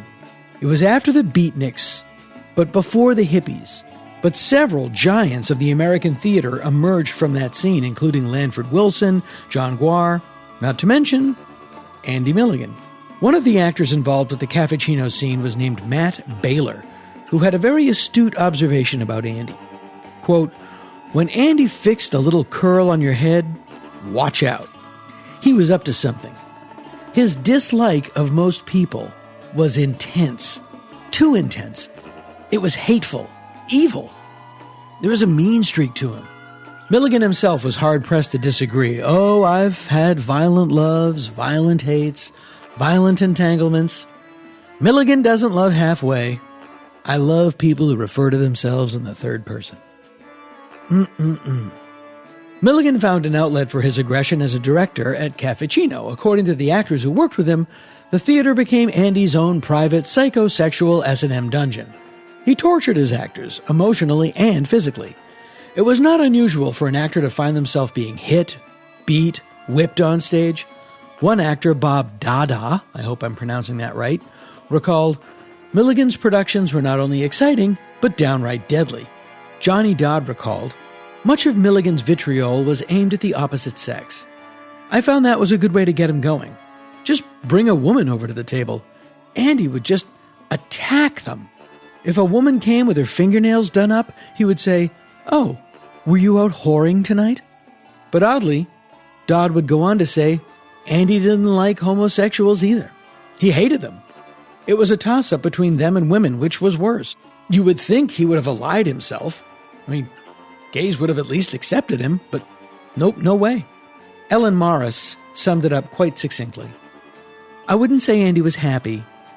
His childhood, he couldn't get away from that. All women had something he saw in them that reminded him of his mother, and he hated women. Again, Bob Dada, Milligan always showed women in the most awful light. Bitchy, violent, demanding, demonic, aggressive, you name it. Misogyny, homophobia, self-loathing be damned. With a repertoire of actors from the Cafe Chino and money coming in from a dressmaking shop he started called the Ad Lib, Andy decided to try his hand at filmmaking. His first attempt was Before Breakfast, which was a 30-minute black and white film of a play he had recently directed. Then he made Vapors, another 30-minute black and white drama, telling the story of an awkward, ultimately unconsummated encounter between two men at the St. Mark's Baths, the then-famous gay bathhouse in New York. That said, Milligan's films were firmly and proudly exploitation. Not so much working out his trauma as constantly reliving it, exploring subjects like dysfunctional family relationships, abusive women, repressed sexuality, abusive women, homosexuality, abusive women, physical deformity, and terrible mothers, who were abusive women even to those people who weren't their kids, but also their kids, making them abusive women and terrible mothers. Andy's films had titles such as Depraved, The Naked Witch, The Promiscuous Sex, The Degenerates, The Filthy Five, Gutter Trash, Seeds of Sin, Flesh Pots on 42nd Street, and my favorite title, The Rats Are Coming, The Werewolves Are Here. In 1968, Milligan set out to make what is arguably his most famous or notorious film, The Ghastly Ones. Also, fun fact, name of a great surf band here in Southern California. The Ghastly Ones is Andy's first color film, and it is set in the 1800s at a country house where three young women arrive to claim their father's inheritance and are then gruesomely killed one by one. If there's anything positive to be said about the film, it proves that Ed Wood is not the worst director of all time.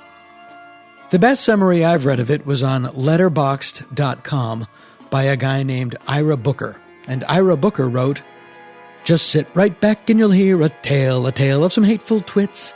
They headed to their dead dad's place to claim their inheritance. The place had a feral handyman, the maids were grim and dour.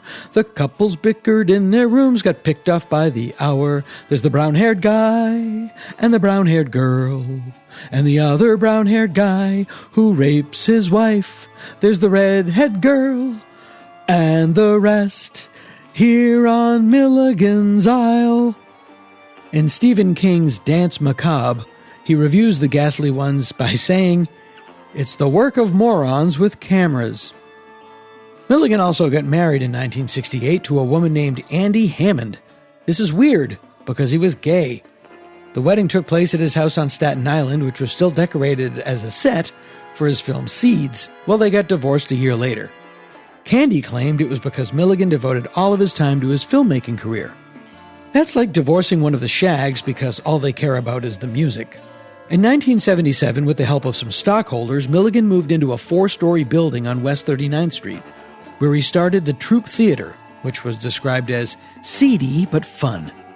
He left New York in '85 and moved to L.A., where he shot 3 more horror movies between '87 and '88, as well as operating another theater company, the Troupe West, which ran until 1990 and which I vaguely remember. Andy Milligan was heavily into S&M, and he had very few serious relationships. The few friends that he did have were, sadly, just as emotionally troubled and dangerously disturbed as he was. There was a Vietnam veteran and ex-convict named Dennis Malvasi, who made headlines in March of 2001 when he and his wife were arrested for aiding the flight of a suspected murderer named James Kopp. Another Milligan pal, B. Wayne Keaton, known as the Human Toothpick, was a Louisiana hustler who died of AIDS in 1989. His parting gift to Milligan was to pass on the disease, and he died of it in June of 1991. The tragedy of Andy Milligan is that, like Paul Winchell, the scars of his childhood were never erased, warping him well into adulthood. When analyzing these stories of Andy's mother, all well corroborated, it's obvious that she suffered some form of mental illness. It's speculated that she was at the very least bipolar and most probably suffered from something worse, maybe schizophrenia or a schizoaffective disorder. Those who know Andy speculate that he suffered from the very same maladies. If so, it's important to note that they went untreated throughout his life. Non-smoker, non-drinker, Milligan was said to react badly, violently, if anyone around him smoked cigarettes, drank alcoholic beverages, or used any type of recreational drug. Milligan also never had a driver's license, relying on public transportation wherever he lived. No wonder he didn't make it in L.A. Andy Milligan was an outcast in his family. He chose a life and career on the outskirts of society. He directed harsh, confrontational theater and made abrasive, shocking films unapologetically all of his life. His biography, published in 2001, was called The Ghastly One.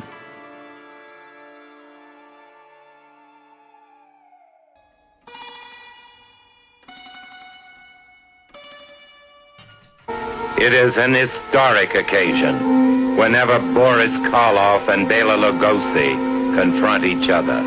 Their very presence weaves a spell of mystery and horror. Ready for the test, Dracula? I'm ready. Frankenstein, then.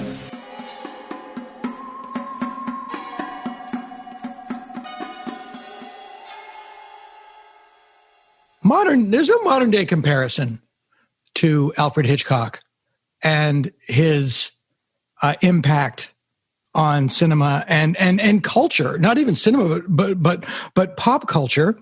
There is a new Alfred Hitchcock Classics Collection that's coming out on DVD with a ton of great extras, and it was, I guess, curated would be the word, by our guest today. Please welcome Laurent Bouzerau. And this is the sound of my voice. This collection, which I am going to get, features, I guess you'd call it the peak of his middle period, peak of his late period. Rear Window, Vertigo, Psycho, and The Birds. How did you end up, how did this responsibility fall into your lap? I was sort of at the forefront of this revolution that happened a few years ago with home entertainment, where we started doing all those retrospective documentaries on older films. And as I was sort of doing a lot of titles with Universal, what are some of the titles that you Jaws 1941, Scarface, E.T. Those were like all retrospective documentaries. Mm-hmm. And I said to Universal, why don't we do Psycho? I remember at the time, Robert Bloch, who had written the original novel, right, and who I knew had just passed away, were feature-length documentaries. They weren't little pieces that sometimes, I find myself doing in other films. Those were really in-depth docs where I just literally would go to this warehouse in the valley where Universal keeps all of their archive. And it was something out of Kafka. You would walk into this gigantic warehouse, which I can't imagine how hot it is in there right now. Oh, I know. By the way. And they would pull out all those file boxes, and I was able to retrace the history of interviewed Robin Wood, who was one of the first sort of professors or historians to write a study of the films of Hitchcock. Uh-huh.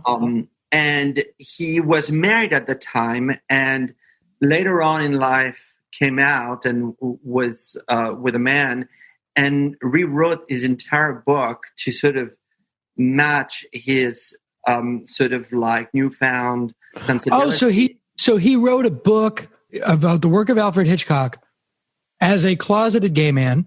Correct. And then as a living freely open gay man, and it changed his perspective on the work. Yes. That's fascinating. It was fascinating. And he was someone I knew first in New York when I lived there. and then went to Toronto where he was teaching for those interviews. And he was a remarkable person, extremely tough in that he had such profound understanding and love for Hitchcock.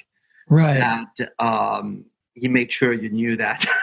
and I did too. So I had a lot of affection for him, and he was just a great figure for me.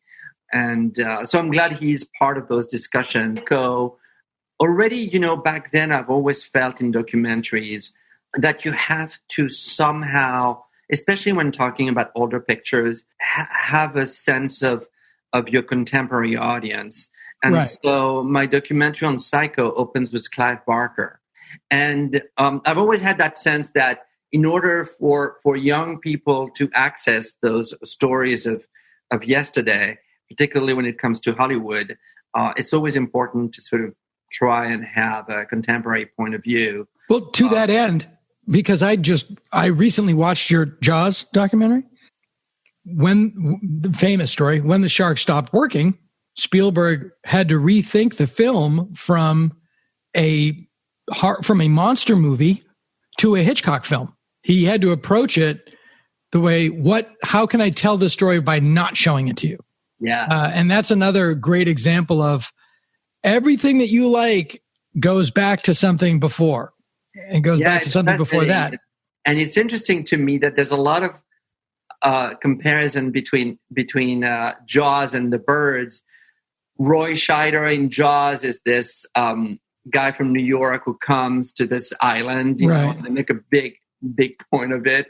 And Tippi Hedren is this sort of city girl who comes and to this small town, almost like that lives outside the world and is attacked by birds. And it's almost like she is the cause of all this. And then some of the scares, like when Lydia, played by Jessica Tandy, finds the body of the Fawcett at the Fawcett farm, and the sort of three shots on this guy with no eyes, reminds me of the shock of Ben Gardner's head.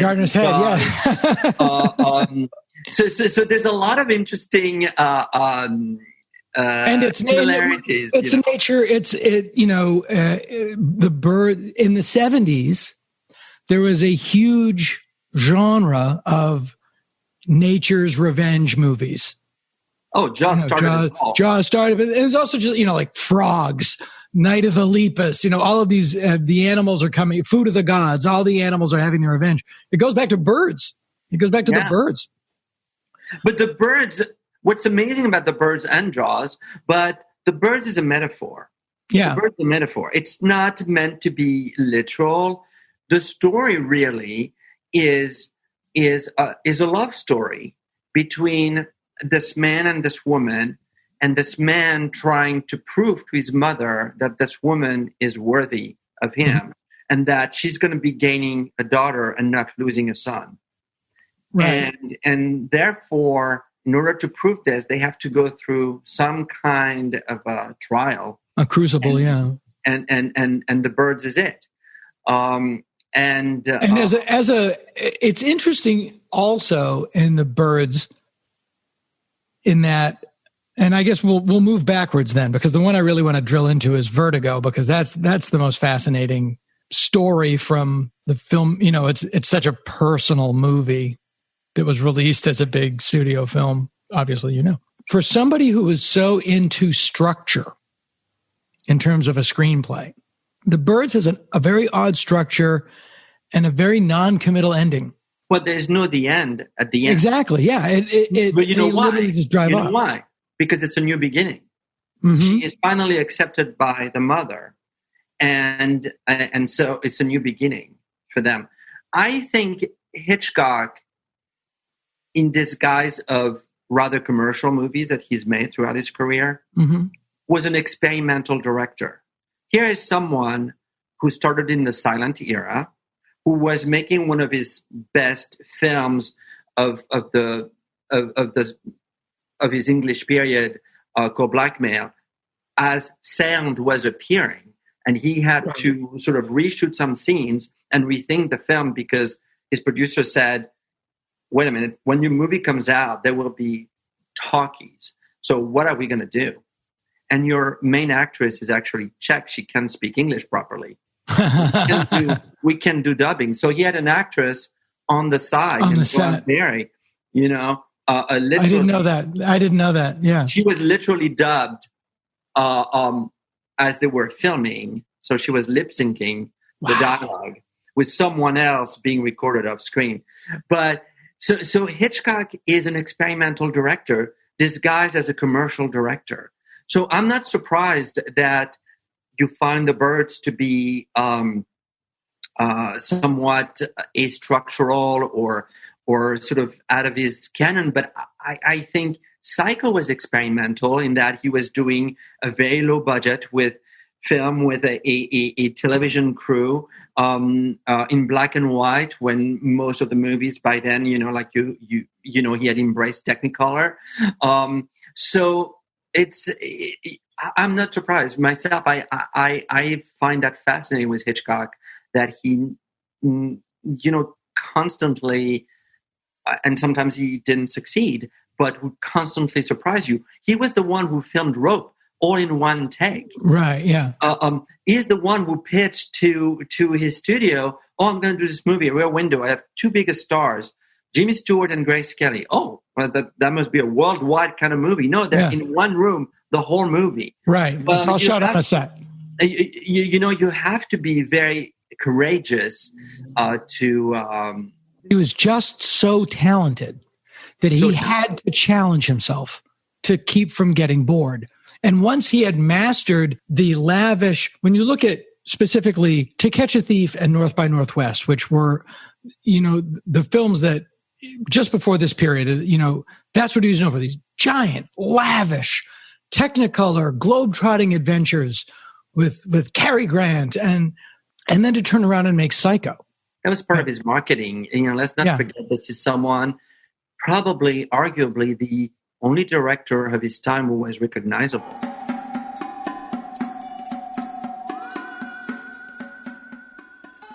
I mean, so smart that he thought in terms of marketing. Even with Psycho, telling people don't reveal the ending. That's the only one we got. Right. And really making that part of the campaign that no one will be admitted in the theater when the movie begins. Hitchcock was really, as you said, in addition to being an auteur and a brilliant filmmaker, he was a brilliant marketing guy. And when Psycho was released, back in the time that Psycho was released, cinemas ran all day. And people would come in the middle of a movie, stay, watch it. It was, you could just go in at any time. And for Psycho, they announced it was a huge thing that if you missed the beginning of the movie, you weren't getting in. And it was quite brilliant because people want what they think they can't get. It was quite brilliant. And there was a lot of, I think it was very influenced by William Castle.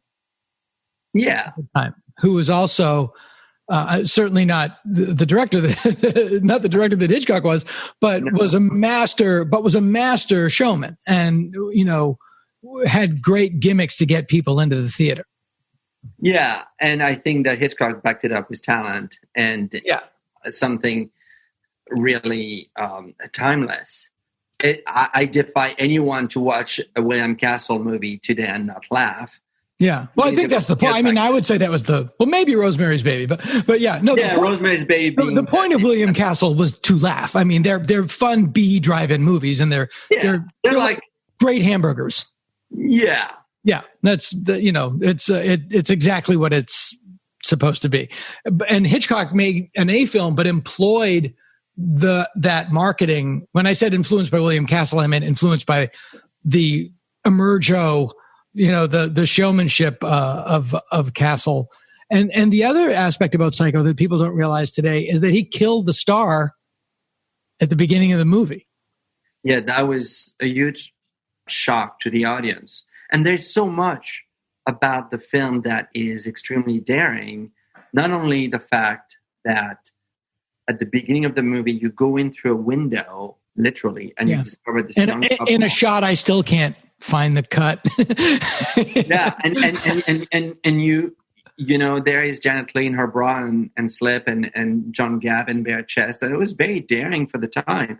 And then you build up what you think is kind of a complicated drama, love story. She's trying to get married with him. She steals some money. And it starts in Phoenix, you know, which is this desert, this heat. Mm-hmm. And then she gets lost on the road and it starts to rain. And through rain, she enters this universe of horror that is Norman Bates. And she enters it in water. She's killed in water and she's buried in the swamp in water.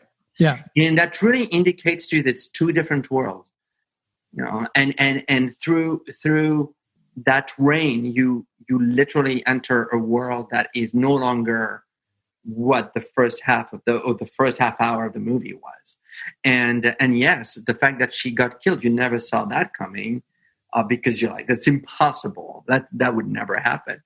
And leave it to Hitchcock to make it happen. Right. Did he want to make this film on a low budget and kill the star at the beginning of the movie, and then whatever the rest of the movie is?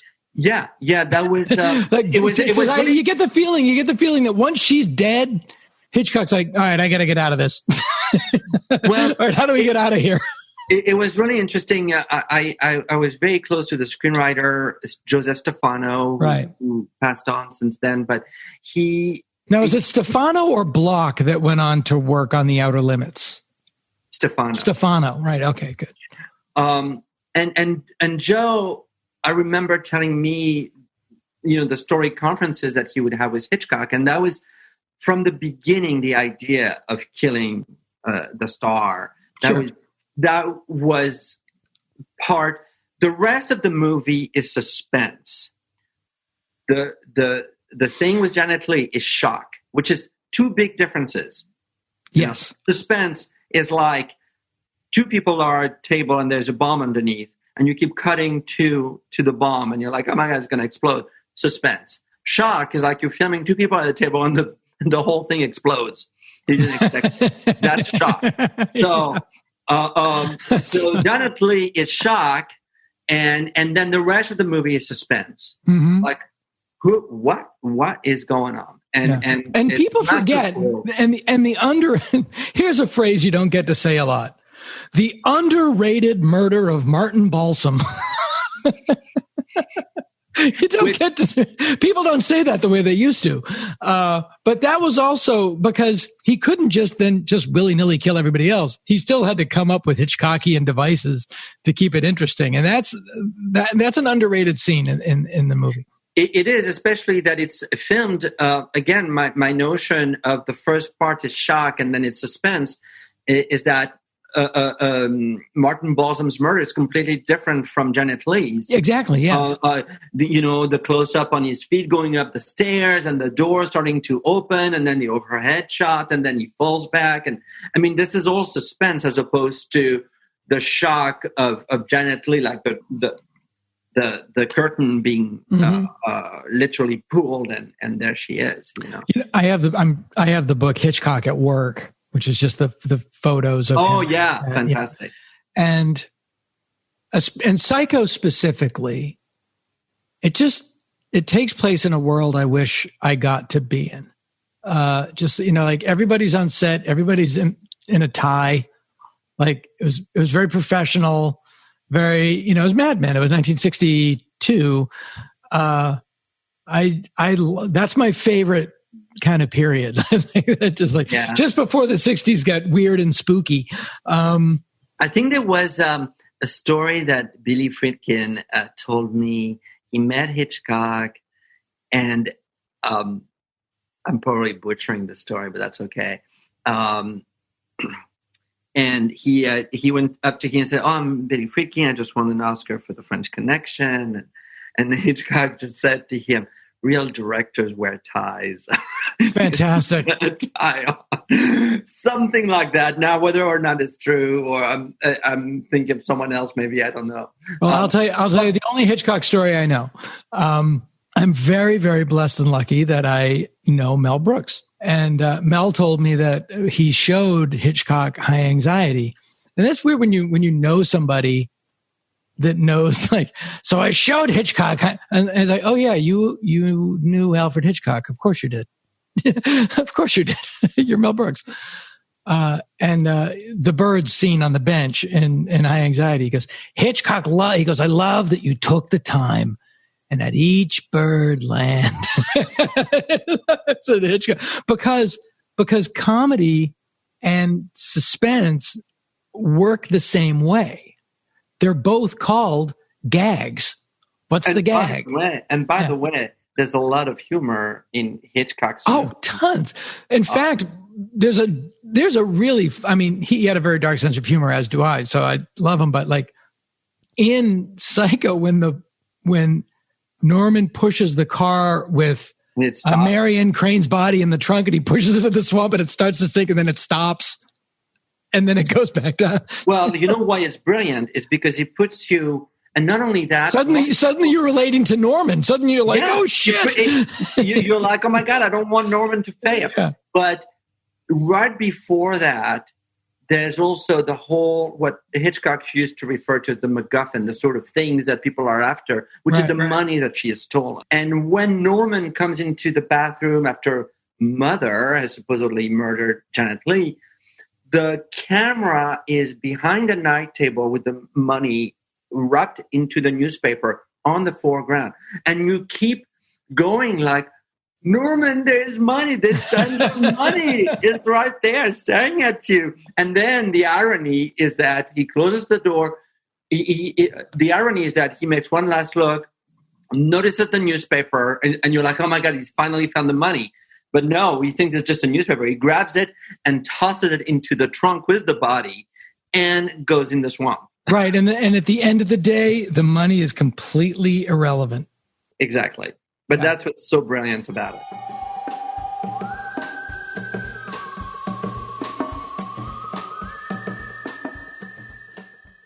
What's interesting about Psycho is here's a guy at the peak of his career and nobody wanted to pay for the movie. You know, when Hitchcock announced Psycho, Universal, which was his, Paramount was his studio. Yeah. They didn't want to pay for it. Which is amazing that at his level of success, they still went, no, we don't think so.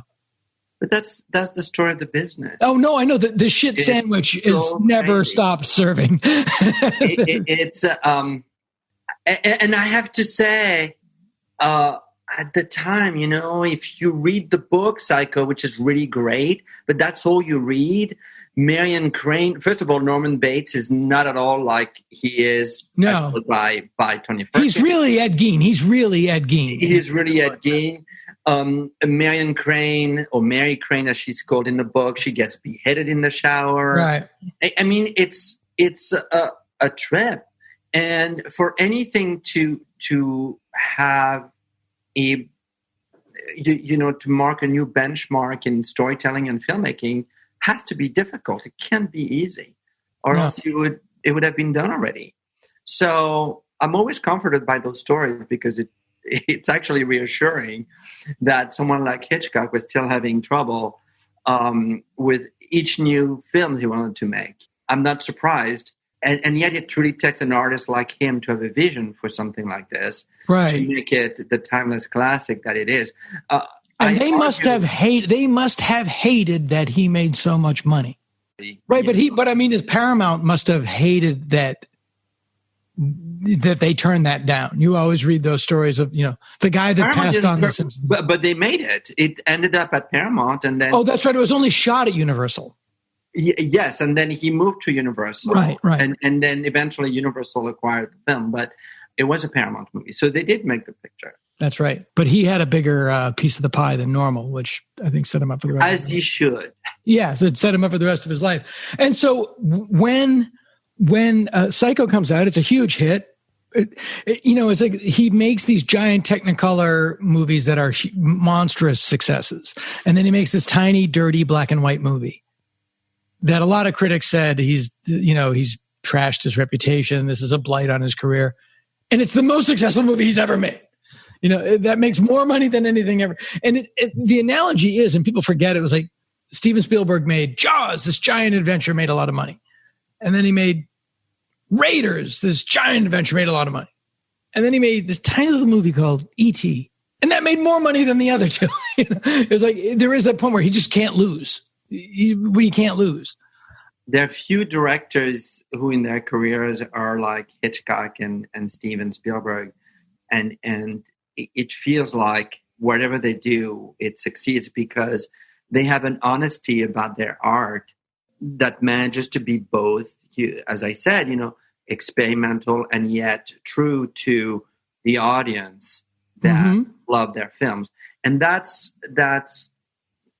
a skill that is only given to very few people. They have an ability to speak to the public that is almost feral. Well, the thing that's interesting about what you're saying here, let's take the example of Psycho. He breaks the fourth wall several times. And it's very thematic where Janet Leigh, when she skips town with the money and she's on the road, she's literally fantasizing about what people are saying when what they're going to say when they discover she stole money and stuff. She's literally looking at us and smiling and having fears. I mean, she has all kinds of emotions, but she's literally staring at the camera, which is very, very daring for the time. Yes. And that just sort of pulls you in, puts you in her position. Then she falls asleep on the side of the road. A cop pulls in, knocks on the window, and when she wakes up, startled, the cop looks right into the camera also, but he's got big sunglasses. And you know what? They're already a foreshadowing of Mother's empty eye sockets. So no wonder should she be scared of him. Then when Martin Balsam comes into the store of John Gavin after the murder of Marion, he is literally walking into the camera looking straight at us. And guess what? Hitchcock finishes the movie with Tony Perkins as Mother looking straight at us. So he was so bold and so aware that the audience would feel like so uncomfortable or so committed or so... there was an understanding of the craft that went beyond just normal storytelling. Those things you don't necessarily catch on the first viewing. Your self-conscious does. Oh my God, Norman Bates is just staring at me. Oh my God, this cop is staring at me. Oh my God, Janet Leigh is staring at me. But that's part of the manipulation that he was so good at of the audience. Right. And Psycho breaks those rules in order to lure you in a way that had never been really done before. And to that end, Psycho is, they talk about movies today being rides. Like a lot of Spielberg's films were derided as, it was more an amusement park ride than a movie. It's, Psycho is one of those early films that it's wound up tighter than a $2 watch. And the audience is played like a harp. And yes, and by the way, it's also you start watching that movie. It's what? It's also a ride on Universal's. Yeah, I know it is. I know. I'm dimly remembering when I could go to Universal, but it's the audience. Once the first frame, once that movie starts, you're in, and that's what I love from the writing point of view, is that he was so brilliant. It's the only word you can use at involving the audience. And as you say, in the movie, changing the audience's perspective as to who they are cheering for and supporting. Norman Bates murders the heroine of the movie, and then within 5 minutes, he has you relating to Norman. Absolutely. And I think all aspects of Hitchcock's movies and I think in Psycho you see it, but you also hear it. The importance of the music as a almost a danse macabre of violins, as performed and composed by Bernard Herrmann, right, is not music. It's literally an additional voice and character in the film. It's a scream. It's something that goes hand in hand with what the characters are feeling. In a way, John Williams would do the same thing with Jaws when, as you said, the shark wasn't working, and you had to constantly remind the audience of its presence, and only through music and those yellow barrels popping up did you achieve that. And again, it's Steven and Hitchcock and that understanding of the power of everything that feeds into cinema. That it's not just the visual, it's the music, it's the performances, incredible acting, incredible inspired casting, and it's people don't realize how important Anthony Perkins is to Psycho's success. Oh, that he wasn't Ed Gein, that he was a heartthrob. It was like Justin Timberlake, casting Justin Timberlake as your serial killer.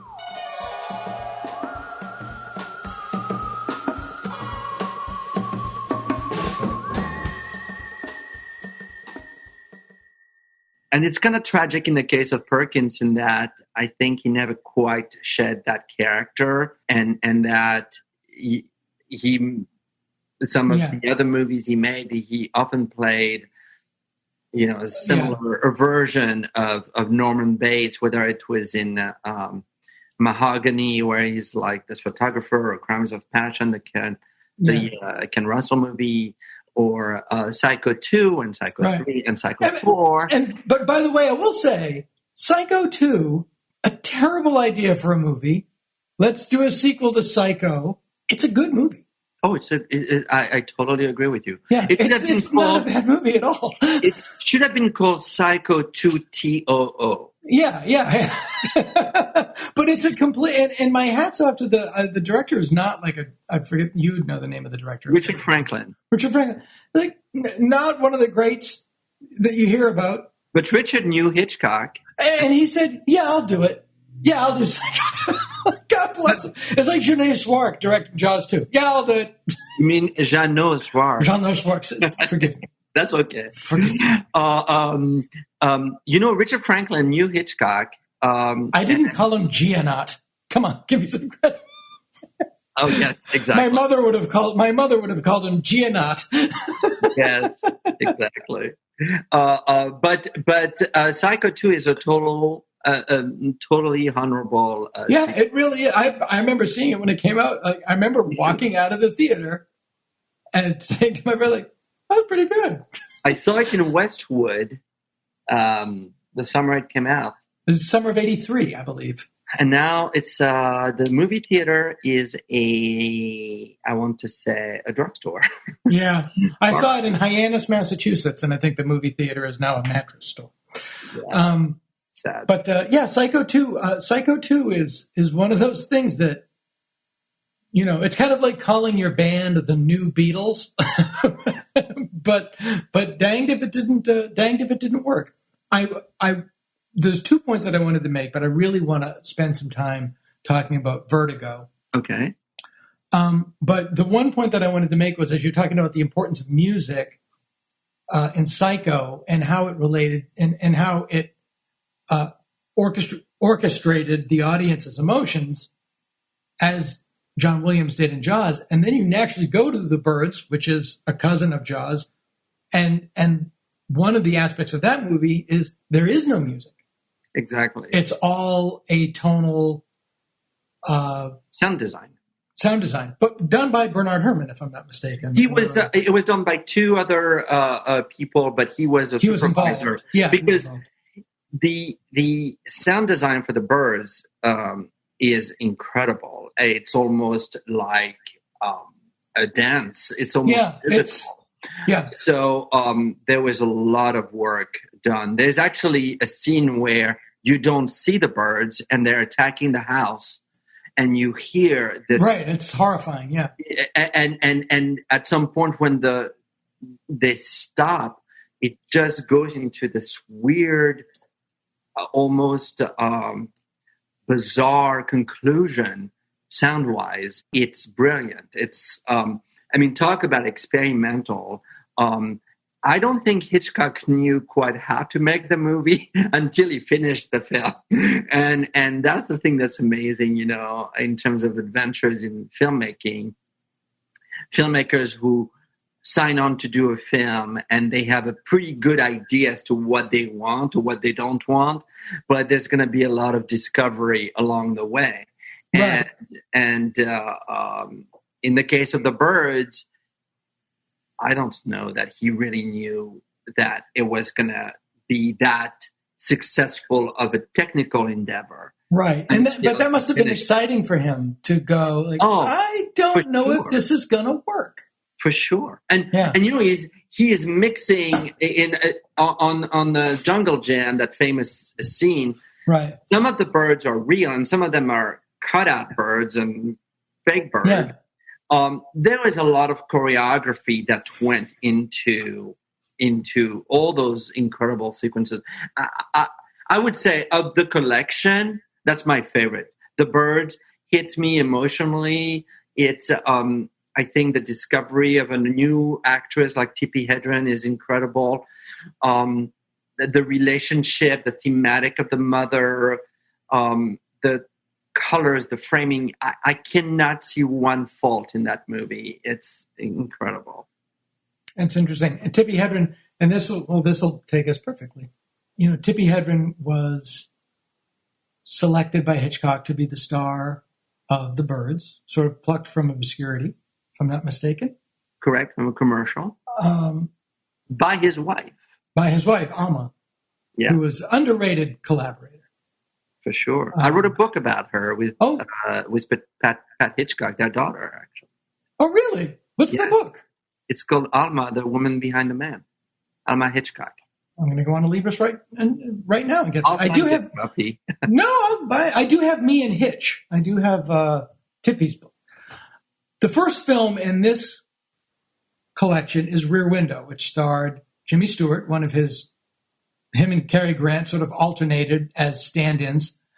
The Tom Hanks and Brad Pitt of their day, as stand-ins for the Hitchcock lead. And then they all starred Grace Kelly, who he loved, purportedly, or was certainly obsessed with. And then Grace Kelly married the Prince of Monaco, moved to Monaco. And Hitchcock tried unsuccessfully for the rest of his career to replace Grace Kelly. I think he was very successful with Tippi Hedren. I think she is... Not emotionally. I don't agree with you. Really? I have to say, I think she is absolutely amazing in The Birds and Marnie. Oh, I'm not talking about Tippi. I'm talking about he never replaced Grace Kelly in his heart emotionally. I think that he grew to resent Tippi Hedren for not being Grace Kelly. That's what I was trying to say. I get it. I don't know if that's entirely true. Yeah.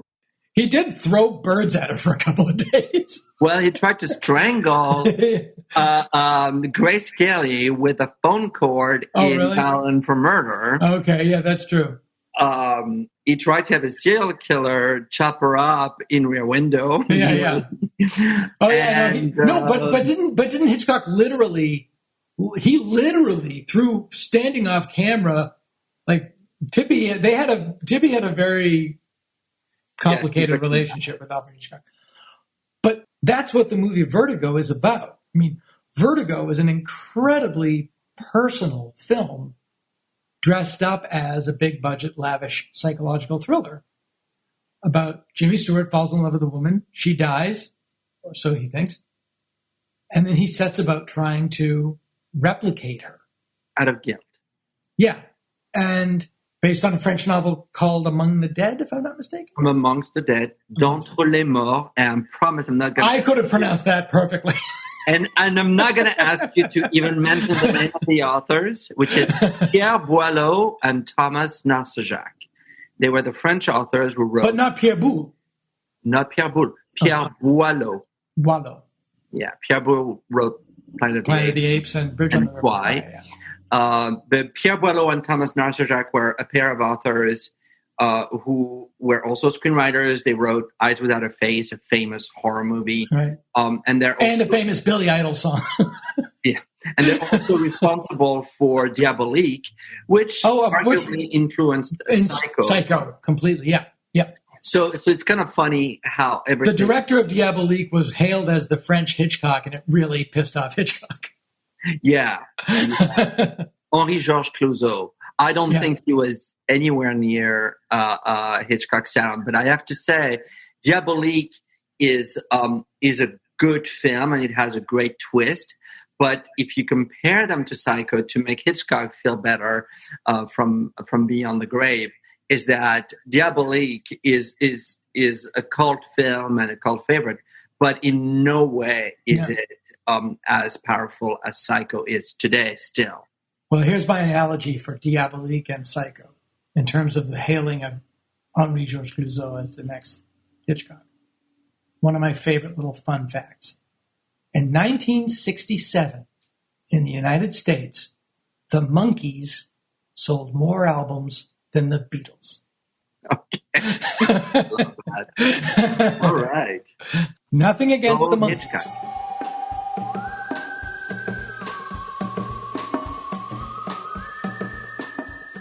Did Hitchcock know he was making a movie about himself at the time? I would say that anyone interested in acting should embrace Jimmy Stewart, because he made 4 films with Hitchcock: Vertigo, Rear Window, Rope, and The Man We Knew Too Much. Right. And he never played twice the same character with him. Mm-hmm. It is absolutely incredible to see him in Vertigo and then watch him in Rear Window.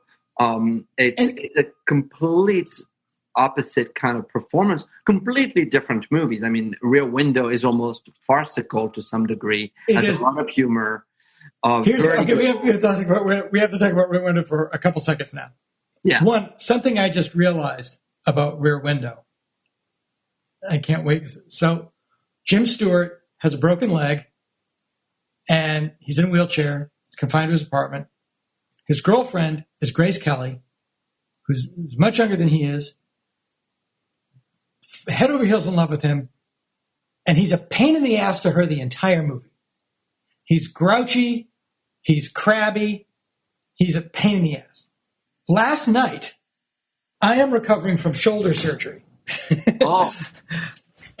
So I'm in my right arm is in a sling for 4 weeks. I can't do anything with it.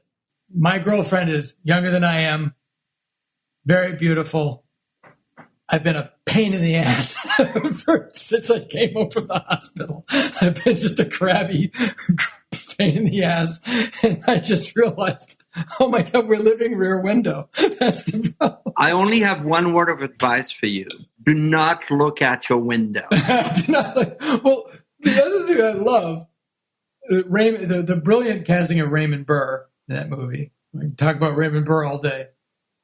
Yeah, it's interesting, though. I would say that Hitchcock, usually his villains, if you think James Mason, if you think Norman Bates, are much more seductive and less creepy.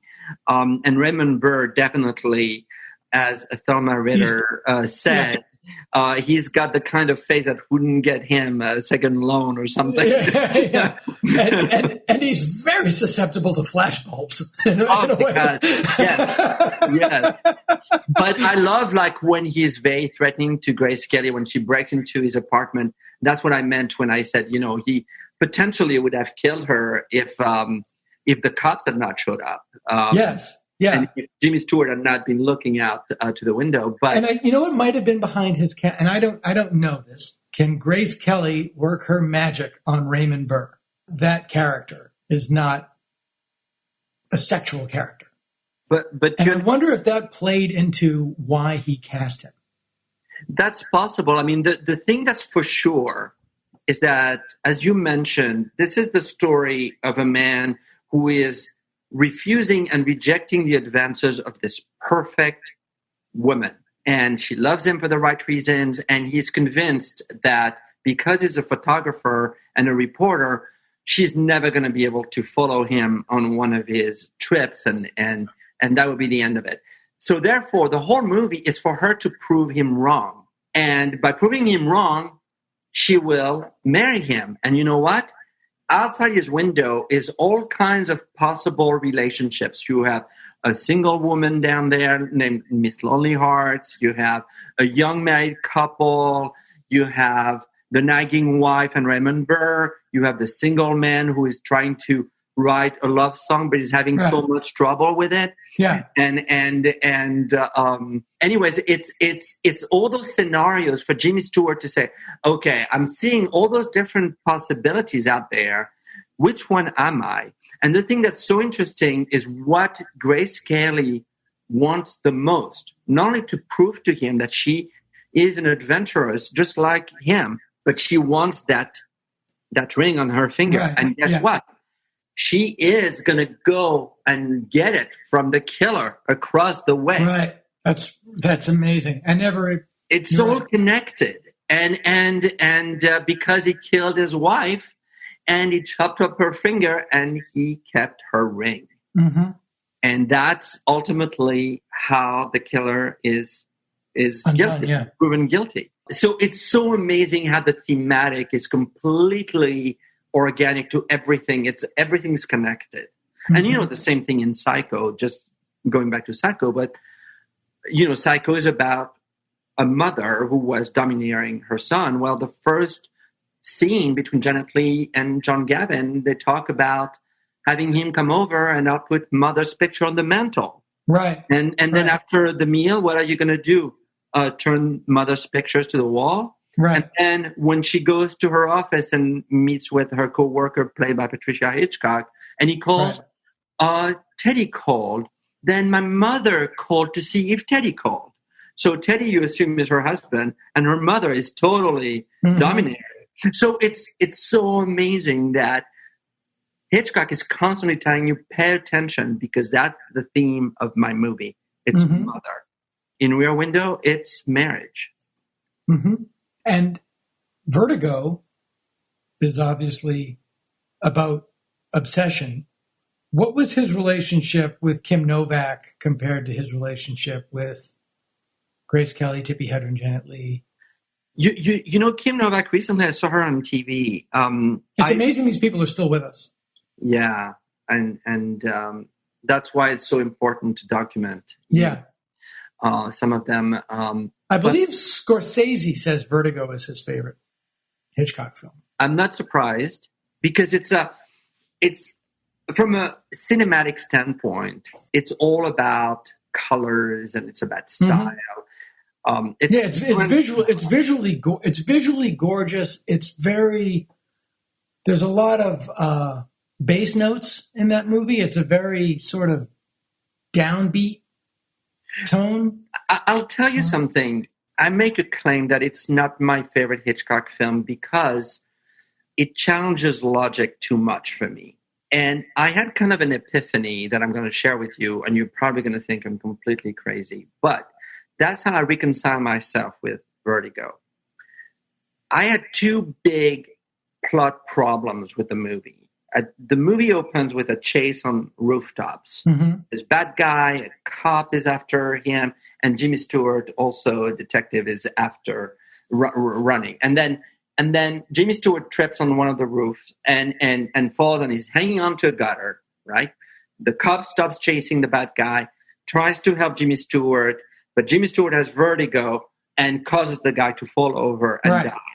And then Hitchcock has a big close-up on Jimmy Stewart and fades to black of him hanging on the gutter.